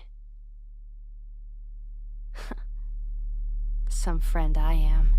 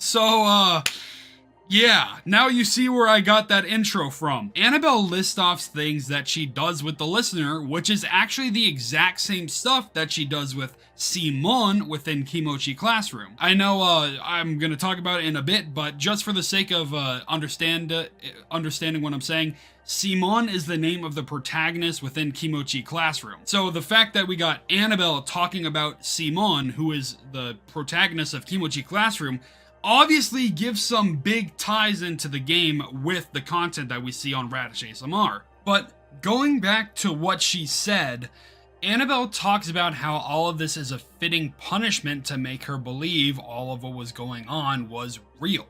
She knows that it's not real from time to time, that her relationship with the listener, or Simon, as I was talking about, will never change. Whether that's because Annabelle is forever stuck in this loop of ASMR videos, or because the listener might be dead, is still up in the air. But like I've shown in the past, Annabelle talks about how she isn't able to remember everything for a while now, and occasionally gets glimpses of awareness. We do see that theme of awareness and memory problems within a lot of videos, and yeah, it has been popping up a lot more lately than it has before. This entire section of what she's talking about feels very important to the lore, so I think it's definitely worth keeping in the back of your mind. And then after that, we get this running sequence where Annabelle is running from something.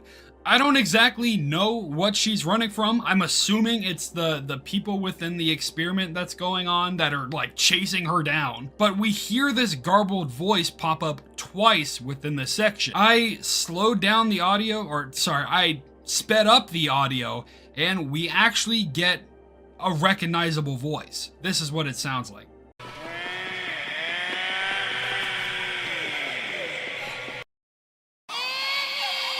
Now, on the first one, we have not really heard that voice before. I don't know if it's just because of the way I pitched it up and whatnot that it doesn't really sound recognizable. It might be if you tune it a bit differently, but for the second one, it does sound like someone who we know. Now, you might not know who that is yet because we haven't gone over Kimochii Classroom, but you will in a bit whenever I show that like gameplay or whatever of who that voice belongs to. And it makes it even more crazy that she says Annie. I know it's not going to make sense right now, but that is a big part of Kimochii Classroom. Well, not like super big, but only one person calls Annabelle by Annie that we know of. and we will see in Kimochii Classroom who that person is. But now we have a direct person from Kimochii Classroom who gets put into Radish ASMR. Their voice, even if their voice is a bit garbled at the beginning, if we pitch it up, it's literally them. It's not like a Mayuka situation where it's Annabelle's voice on top of Mayuka's person, but it's actually the voice of someone within Kimochii Classroom, just garbled. But after that running sequence, we get this part with Annabelle's figure with her screaming in the background, with a couple things showing up here. First, we get the mind break image, as well as the Lazarus logo surrounding her body. This section is extremely unsettling to listen to. Honestly, it might even be the most unsettling audio we have so far. God, I mean, Mazikid is such a good voice actor. I have listened to this audio maybe 5 times after this was released, and I get shivers every time I listen to it. Her voice is horrible. She sounds so scared. But after all of that stuff happens, we get this image of Kimochii Classroom, and Annabelle is missing from the logo. If you haven't seen the Kimochii Classroom logo before, this is what it looks like, and this is what we get in the video. It's literally just the two images combined, or it's the same 2 images, but Annabelle is literally missing. A lot of people thought that this might mean that we're going to see videos down the line of characters we get, or the cast that we get within Kimochii Classroom appearing in Radish's videos, only to kind of disappear. And then we see video after video with this horror stuff happening of these characters just going away. I don't know if that's what's going to happen or not, considering we haven't seen any of the main cast of Kimochii Classroom within Radish's content apart from, spoilers, Mayuka and Annabelle. So this video dropped while I was working, you know, every freaking video does, but I had to write some stuff down that I'm gonna talk about a little bit before I get into Kimochii Classroom. So first off, I was thinking that this kind of confirms that the game and Radish ASMR have a tie to one another. Arisen as a name drop is extremely important to know because we have zero reference of any of the characters within Kimochii Classroom that were referenced in the main content stuff. None of that was referenced, and yet we get a direct name drop of Arisen, which is only found within the video game. And next, Annabelle speaks to the listener as if they're Simon. Literally all the traits that she states with the listener are stuff that we find with her relationship with Simon. So I guess that just adds more to confirm the relationship between Radish ASMR and Kimochii Classroom. And then next, we get this image here of the Mind Break girl appearing over Annabelle's figure. Why does this happen? I guess we know that the Mind Break girl, or the Mind Break thing, whatever this is extremely important. The fact that it shows up here over Annabelle is also something that we should take into account. Does that mean that Annabelle is the Mind Break girl? I don't know. She could be. Like I said before, I thought that that the Mind Break symbol, or whatever it is, might be Annabelle's instability within her own mind. I don't know if that is it. I don't know if it's something else, but the fact that it appears here is really important, and I just don't have the answer for it right now. And yeah, it's also important that the Lazarus logo pops up here. I don't know if it's trying to highlight things within Annabelle's body or not, but yeah, it happens. And then I had some few questions that I needed to write down.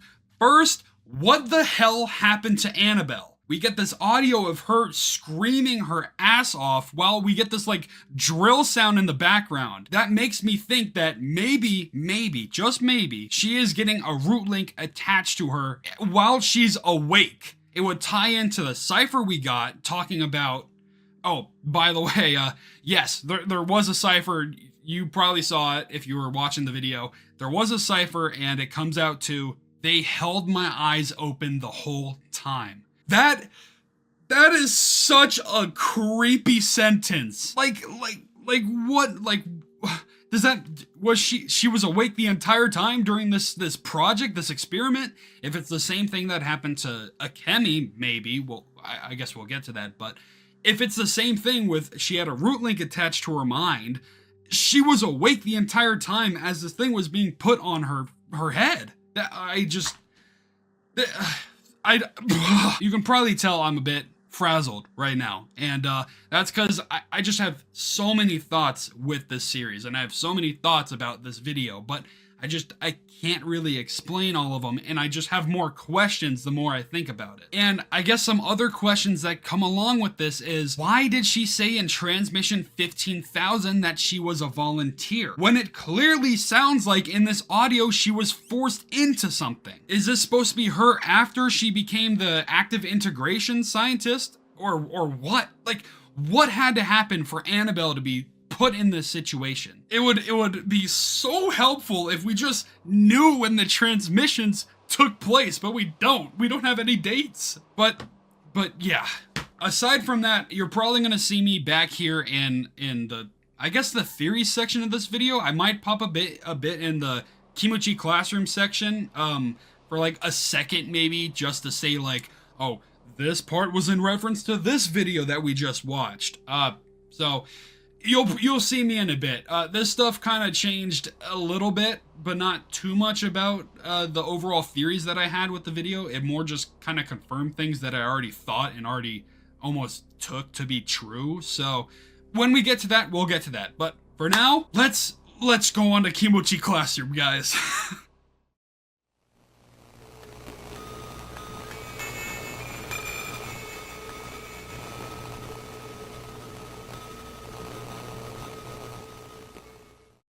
Okay, so, Kimochii Classroom, what is it? So, on December 4th, Radish ASMR released the video titled Kimochii Classroom Announcement Trailer. In this video, we learned that Akemi made this video game called Kimochii Classroom. I guess that explains away the cipher we got. We see Akemi refer to this game as a new story and a new adventure. Is it, though? If we remember back to what we got in the most recent transmission video, Sakura tells us that what she's gonna show you is no new story to tell, only what has already happened before. So, who do we believe? Personally, I'm gonna believe Sakura on this, and we will see why. Going to the Kickstarter page, we see a bunch of things, but let's mainly look at the story. Kimochii Classroom follows Simon, a second-year high school student, and his day-to-day life with his friends, co-workers, and little sister. Every day, Simon goes to school, works at his secret part-time job, and sometimes studies at home with his best friend, Anna. And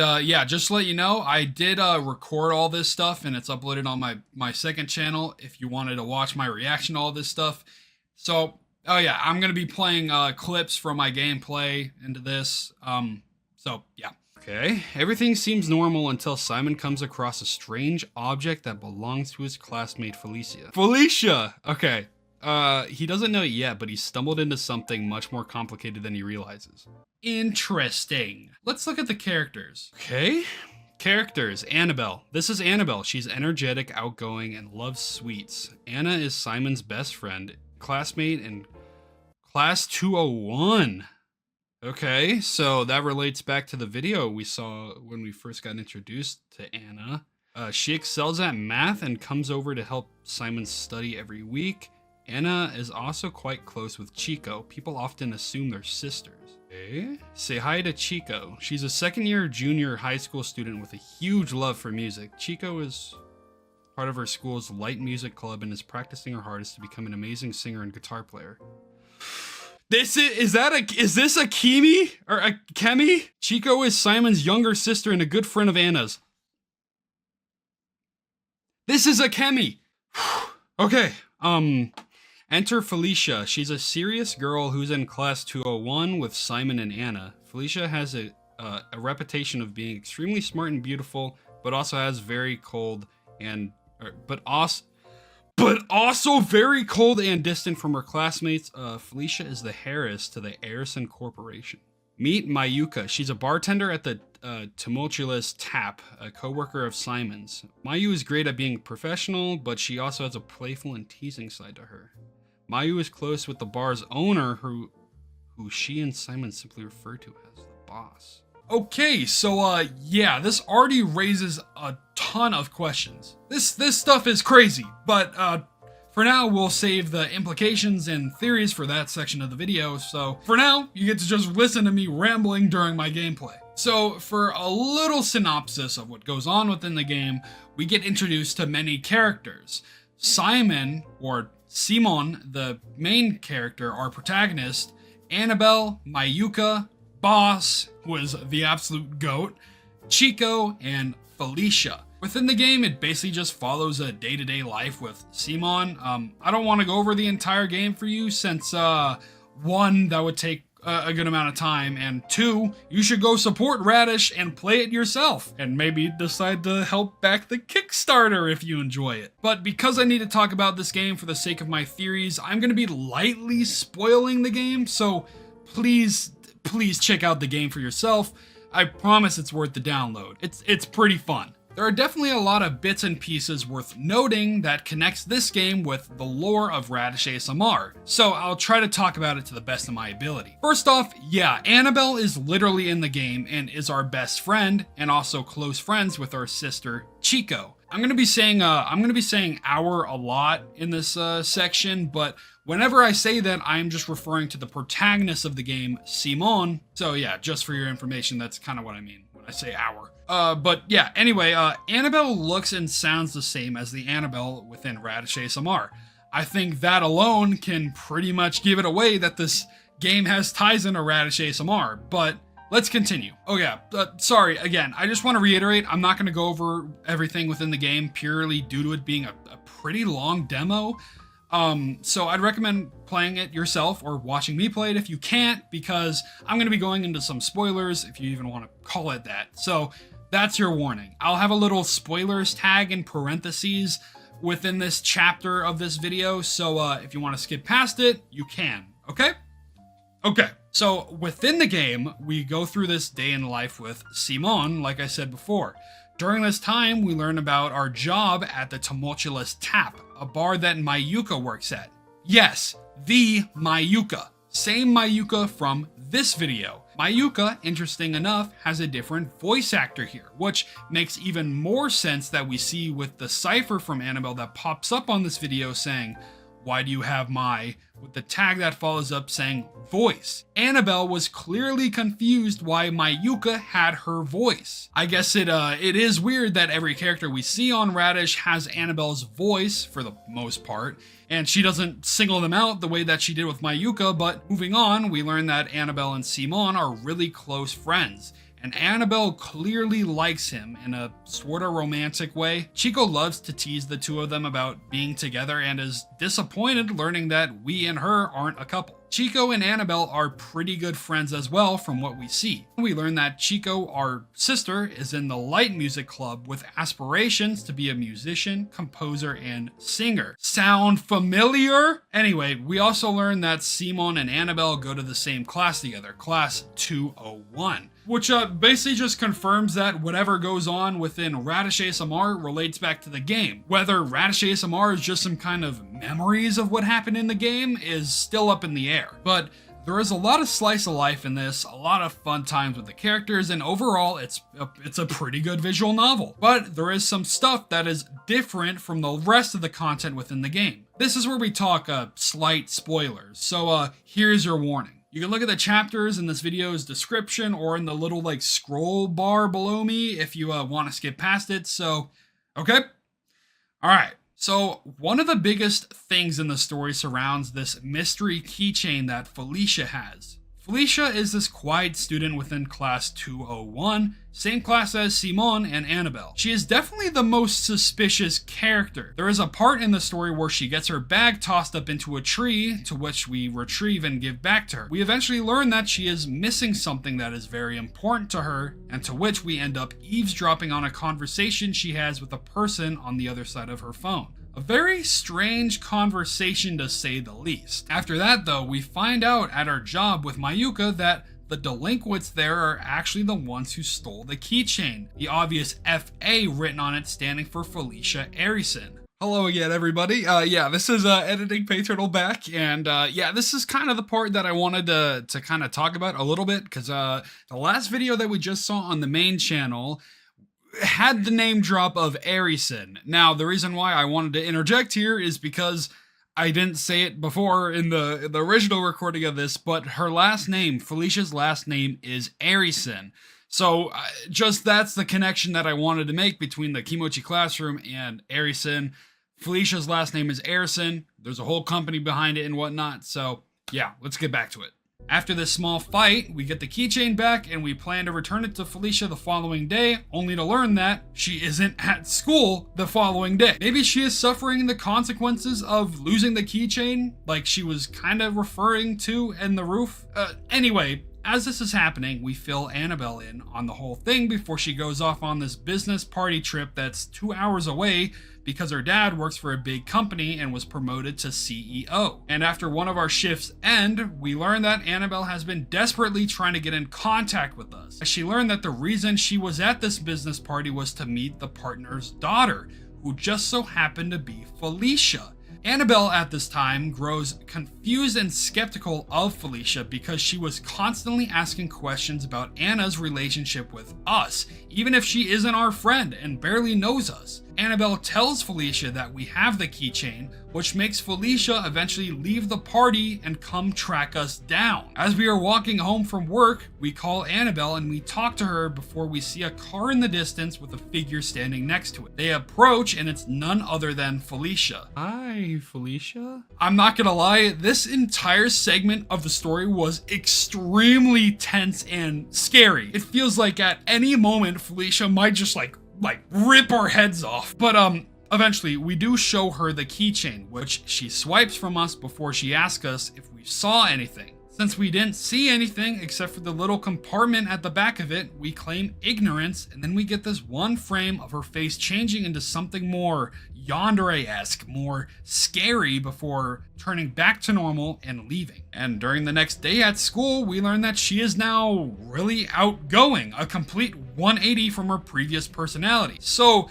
I think that is the biggest aspect of the game so far, and definitely the biggest spoiler, if you want to call it that. We have no idea what this keychain is or how important it is, what it does, whatever, but obviously this is what the game's description was talking about. Welcome back, by the way. If you skipped to this section of the video, spoilers are over. Other than what I've already talked about, there's a few more things worth noting. We get an anime mentioned in the game called Kimochii Idol's Adventure. That should ring a few bells if you've watched my last video on Radish. But if not, this is why it should. Within Transmission 8000 on the main channel, we get the spectrogram titled Kimochii Mirai Idol's Adventure, referenced all the way back in August 30th of 2023. Again, Kimochii Mirai is a Vocaloid, which is still up in the air on what it means for the lore, but if we look at Akemi's SoundCloud, we get songs with the producer name Chikoru Komachi. Chikoru Komachi, Mirai Komachi, Kiro Komachi. Do all these names relate? I think there's a lot to be said behind Akemi having the producer name Chikoru. If we think about the name Chico in Kimochii Classroom plus Kira Komachi, it almost just ties in the fact that Akemi and Chico have something in relation to one another. If that's still confusing, I'm going to explain everything I said in the theories part of this video in better detail, which is actually just going to be in a bit. So if you're lost, don't worry, I'll try to put everything together. The last thing I want to talk about in reference to this game is the date that the game is being taken place in. The first few days of the game, we are actually only given a month and a day. That is until the last day of the demo. We learn that this is taking place in 2015. If that doesn't ring any alarm bells for you, then it might in a second, because before we get into my theories on the channel, we're going to take a quick look back at the logs we get throughout the side channels and main channels.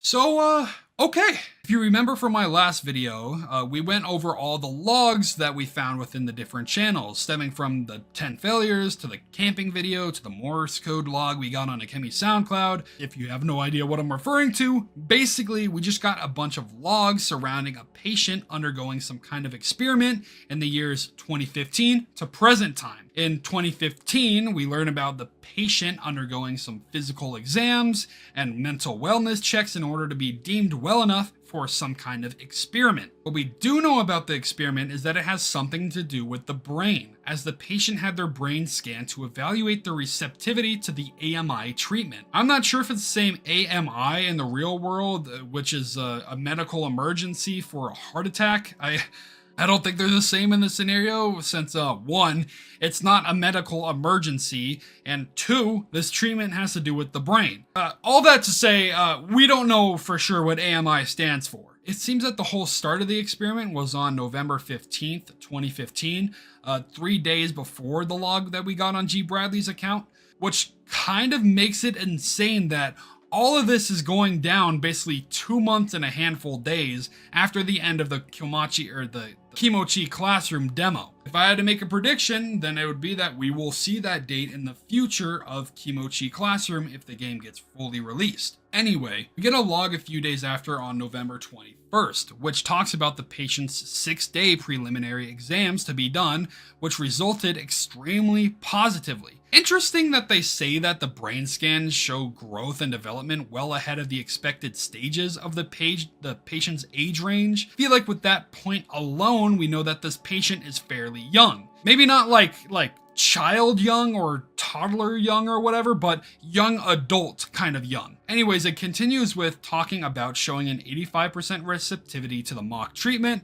moving their potential from high to priority, ending off the log with saying the patient will be placed into an artificial mental stasis before they begin stage 1 of the AMI treatment. So whoever this patient is seems to be yielding exceptional results for this treatment, whatever it is. This log gets followed up a day later by the log we got on Lilia's channel titled 1122. And in it, the person writing talks about their theories on why the patient is so receptive to the treatment. One belief is that the patient's age results in a weaker level of mental aversion, while the other comes from their brain activity. They talk about how there were areas in the patient's brain that became very active for a short period of time, which was uncommon. The log eventually ends with talking about when the treatment would potentially be done. And to be completely honest, I don't know what to think about with this. Either the patient could just be good at resisting bad thoughts because of who they are, or their brain activity spikes to avoid any kind of bad thoughts.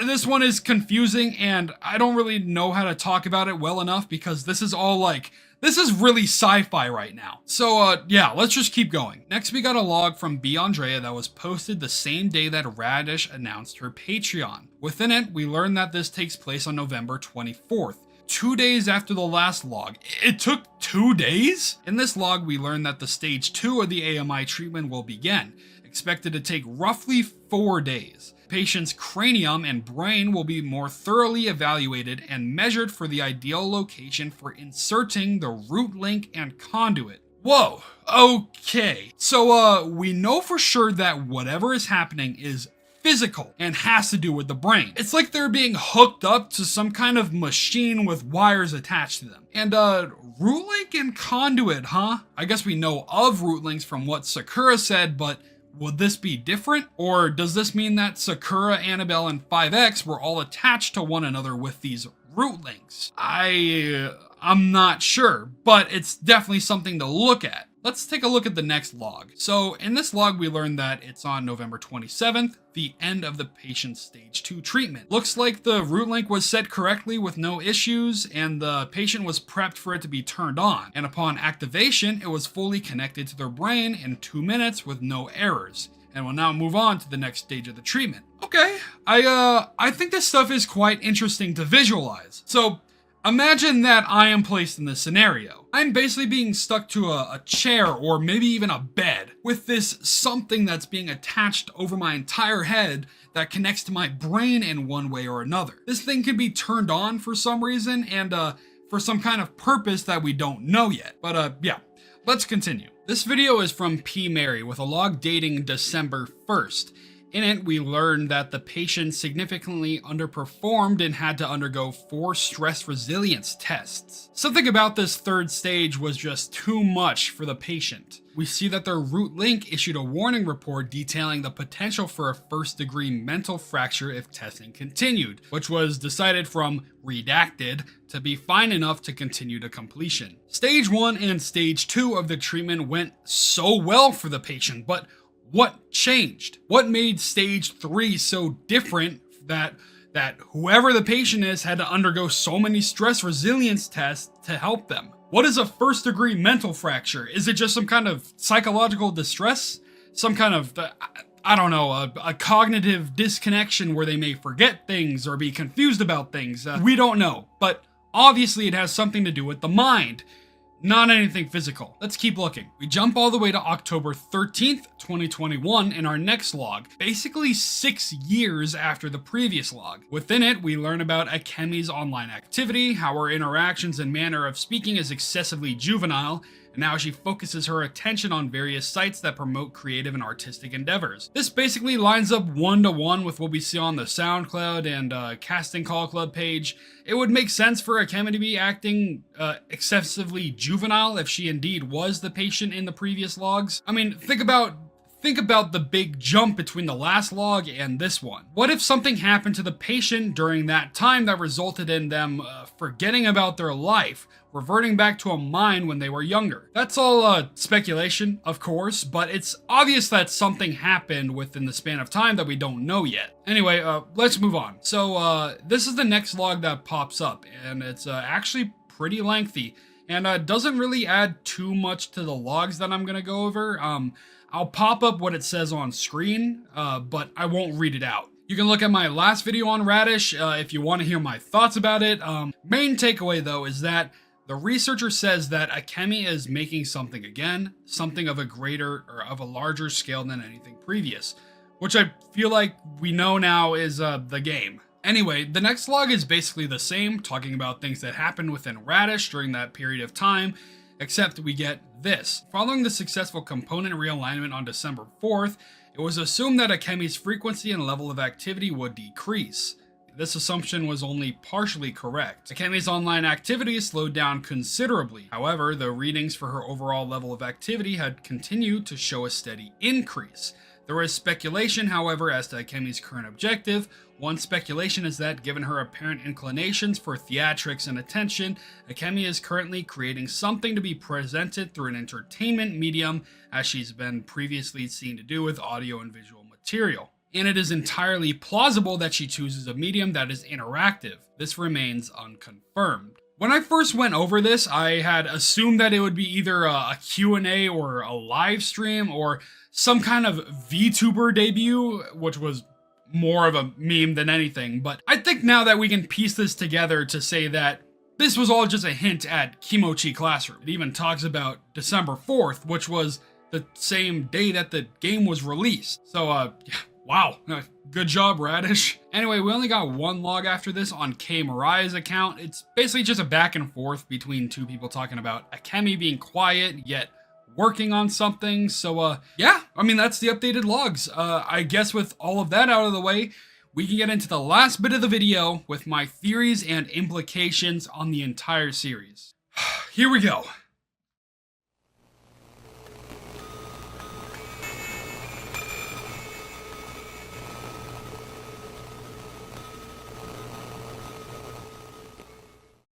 I feel like in this section I will have to go over a lot of things, so bear with me please. First, I feel like I need to talk about Kimochii Classroom. Whether you believe it ties into Radish ASMR or not, I feel like there is too much that points to the fact it does, so I'm gonna show you why. First off, let's just note that this game was teased from G. Bradley. I think that it would be a direct hint that this game has meaning towards the ARG and lore of Radish ASMR, so I will treat it as such. Next, Annabelle is in the game.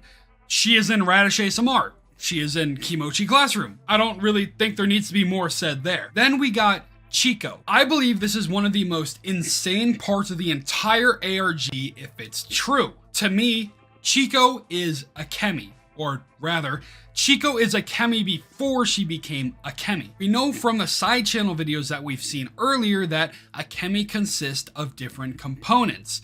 Annabelle, Sakura, and 5X. I believe that this fails to note that Akemi actually has one other part as well, that being herself. Let me elaborate. Annabelle and Sakura have very distinct personalities. I think that is very obvious when we look at the ciphers and the manners in which they speak. Now, our mystery component, 5X, on the other hand, is a strange one. We know from how they talk within the ciphers that they are a bit confused about what's going on, for lack of a better word. Let's just revisit what they say on the main channel. first instance we get of them talking is on the Comforting the Popular Girl at a Party video with the Mere Drops in a Great Ocean poem. Looking back on it, it's still a confusing poem and one I can't exactly wrap my head around.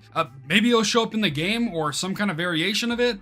Either way, I don't believe that this is one of the most important things to discuss in relation to what I'm talking about. So let's look at another video. Looking back at Serious Classmate Annoyed by Your Apologies, we see 5X say, "Is this how I talk?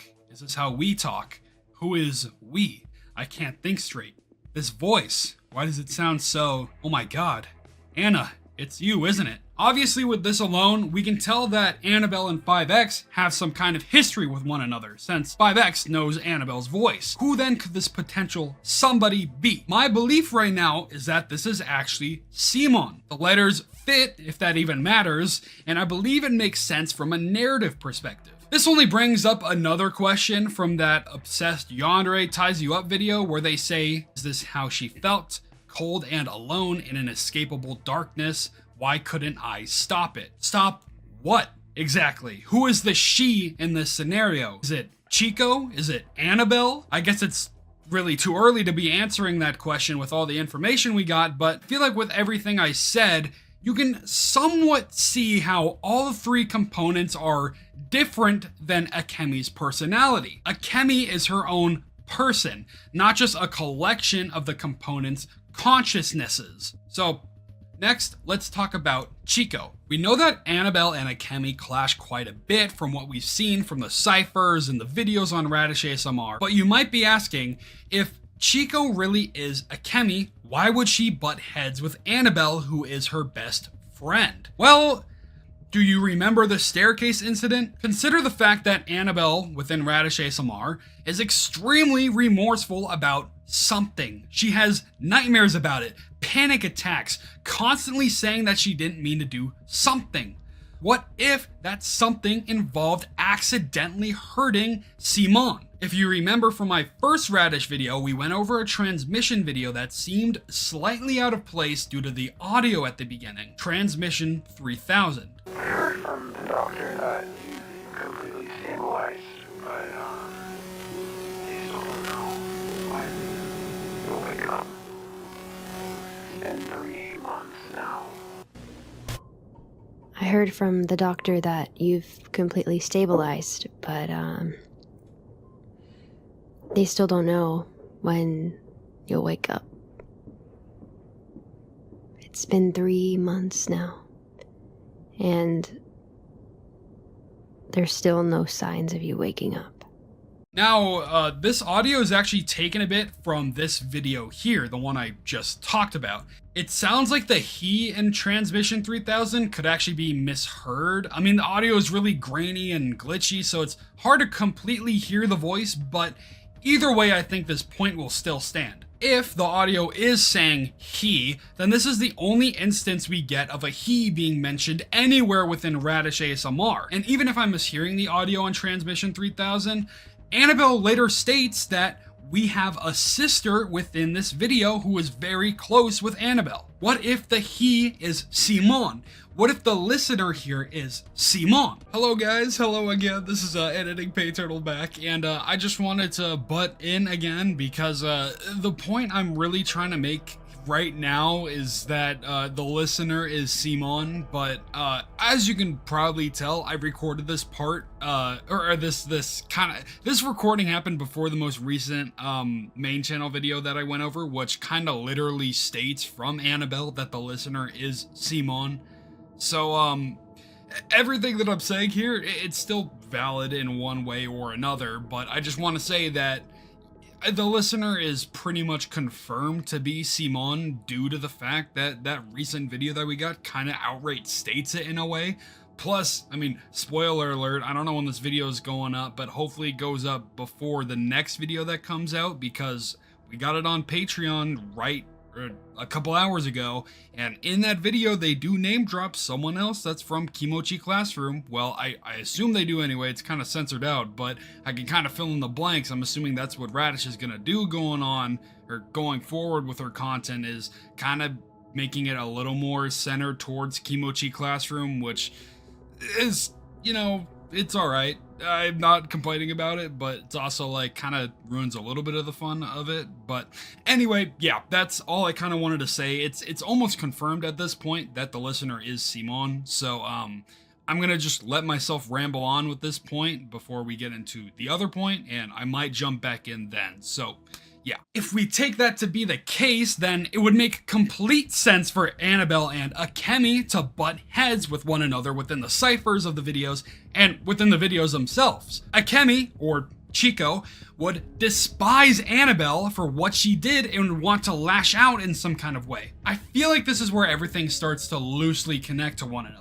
Even if you throw away everything I said, there's still so much evidence to prove that Chico is Akemi. Chico and Annabelle within the game have been often described as close enough to have people assume they're sisters. When you look at the two of them, they don't look too much alike, do they? But what if we just took, I don't know, Chico's hair and, I don't know, made it red? Looks sorta like Akemi in a way. And one more thing to further my belief about Chico being Akemi, we need to look no further than our casting call page. On this, Akemi is directly listed as a singer, music composer, and producer, who just so happens to fall under that same category, Chico. Something else? On Akemi's submissions tab, the most recent thing that we see from her is that she loves idols. Along with that, all of her submissions are music related in one way or another with a very pure childlike energy to them. You wanna know who else acts that way? Chico! Chico is at a music club within her school. She plays guitar, she has an infatuation for music, loves idols, and is extremely easygoing and carefree.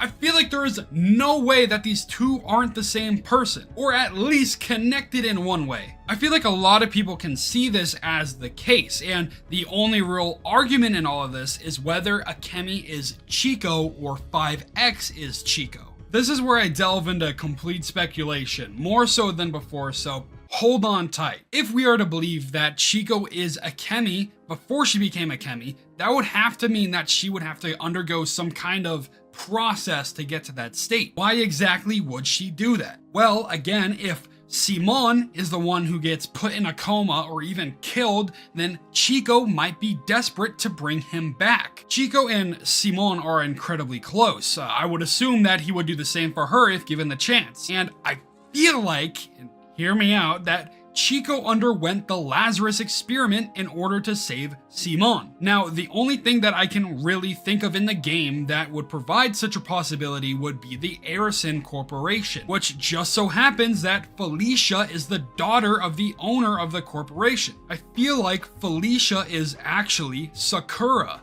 with only a little bit of evidence to supply for. Sakura obviously knows of Annabelle and 5X, and would you know it, Felicia in the game goes to class with Annabelle and Simon and keeps a watchful eye over the two of them. During the gameplay, we know for sure that we are going to get more story with Simon and Felicia, as without getting too much into heavy spoilers of the demo, we know that they are going to be interacting with one another. If we take 5X to be Simon, then it would make perfect sense for Sakura to know of the two of them. It would also make sense that at the beginning of the side channel endeavors, Sakura says that I am Sakura, but Sakura is not my name. Sakura, like everyone else, does not know what their name is. So what if her real name is Felicia? I feel like within the game, we are eventually going to get to the point that we learn of what happens to the crew of Annabelle, Simon, and Chico. And one more thing.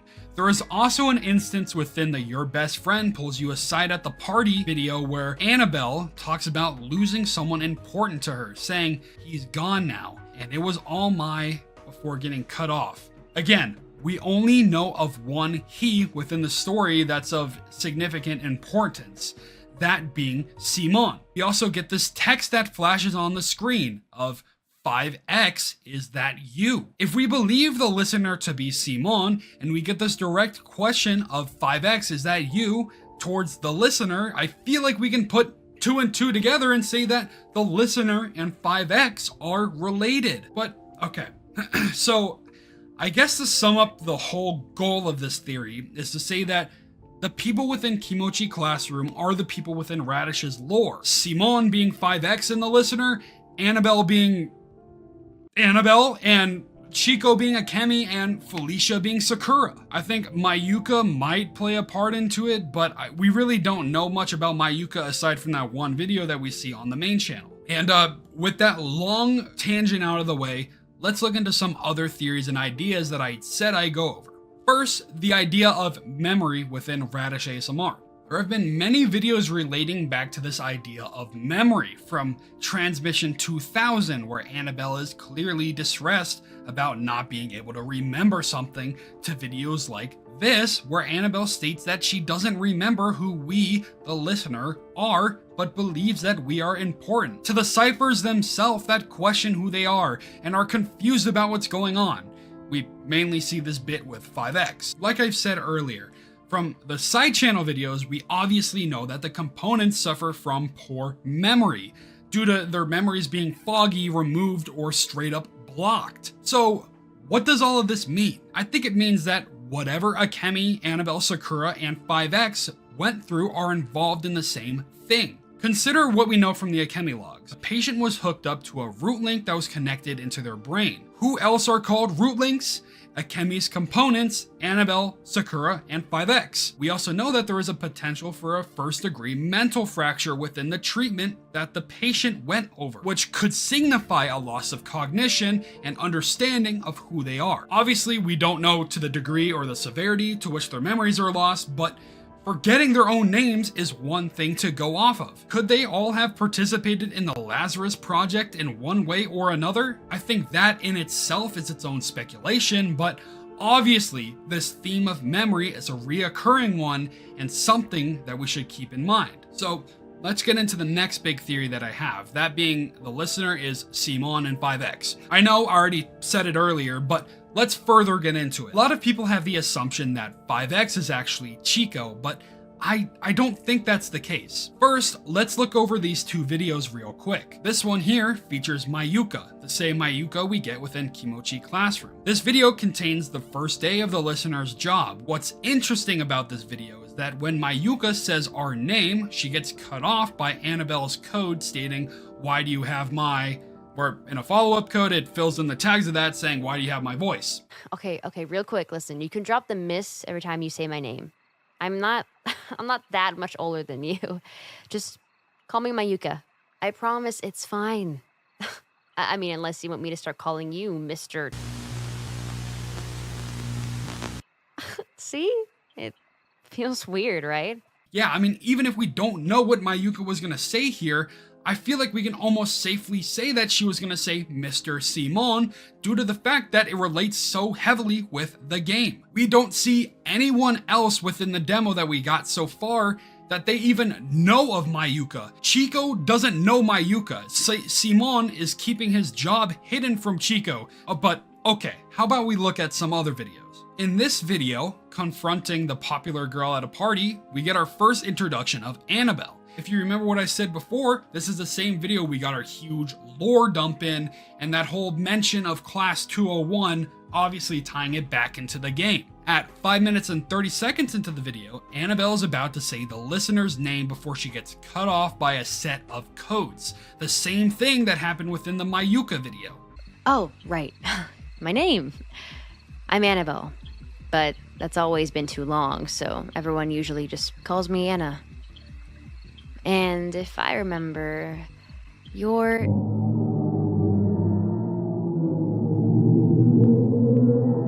aren't you? Again, I still have a bit of trouble understanding how this mere drops in a great ocean poem fits into the lore of things, but I feel like it's important to note that VIII is the one who wrote this code, that being their first ever code. You might think that Radish might just cut out the name of the person, of the listener, because it's supposed to be role-playing ASMR, that the name is supposed to be of the name of whoever is listening, but this is Radish ASMR we're talking about. Everything has a purpose. Like, for example, in this video, we have a name drop of Himiko, and that doesn't get censored or blocked out with zero relation with the series. Why is it only when we get name dropped, we can't hear it? If you're not convinced with that, let's look to another video, that being the staircase video. And again, I hope you all realize that everything that I'm saying right now is based completely off speculation and my previous arguments being true. So this can all literally be debunked in the next Radish video with a code from VIII saying, my name is blah blah blah blah blah, I am not Simon or Chico. But if I had to give something that I will stand my ground with, is that Chico and Akemi are the same person. Or at least, at the very least, Akemi has Chico's personality. I believe there is too many things that tie the two of them in together that I cannot look past. I feel like I can make a decent case about Simon being the listener, but maybe you are not convinced still that 5X is Simon. For that, let me ask you a few questions. If you were under the belief that 5X is Chico and Simon is the listener, why would Akemi specifically be the one that butts heads with Annabelle and not 5X? If Akemi was just an amalgamation of her components and didn't have any personality aside from that, why is she the only one that talks the way and acts the way that she does? Sakura feels remorse. We see that within her codes. She feels remorseful for what goes on. Why does Akemi not feel remorseful? Why does she specifically target Annabelle? I mean, plus, remember that video we got on the side channels talking about Akemi needing her 3 components to make her complete? I think this would just be saying, without her components, she would just be incomplete. She still exists, but is just incomplete. Basically saying that she isn't dependent on her components just to function. If that was the case, I feel like we'd get a completely different code saying Akemi is reliant on her components to exist, kind of thing, but we don't get that. Again, if I had to give something that I will stand my ground with for now, is that Akemi and Chico are the same person, or they at least share so many personalities that it's hard to overlook. Both of them look similar. Both of them love music, love idols, love singing, producing, music composing, and have some kind of tie into Kimochii Idol's adventure. There is just too much that relates that makes it hard to look past. But if I've missed some theories that you wished I talked about more, I apologize. Writing all this stuff and even talking about it, along with being so heavily involved and invested within the lore of the channel, kind of narrows down my line of thinking after a while and makes it hard to think of theories or ideas that pop up in people's minds that they want me to go over. So please, do not be afraid to reach out to me on the Discord server if you want to talk theory, because 9.5 out of 10 times, I love talking with people within the Radish server. But with that out the way, let's wrap things up.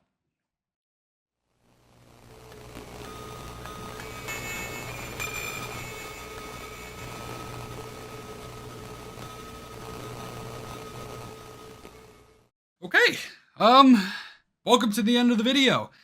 If you made it this far, thank you. I appreciate you sticking with me and my rambling to the end of this video, and hopefully you were just as interested in this series as I am. I don't want to milk Radish for content, and hopefully it doesn't look like I am, considering that I'm actually putting a considerable amount of time and effort into making content like this.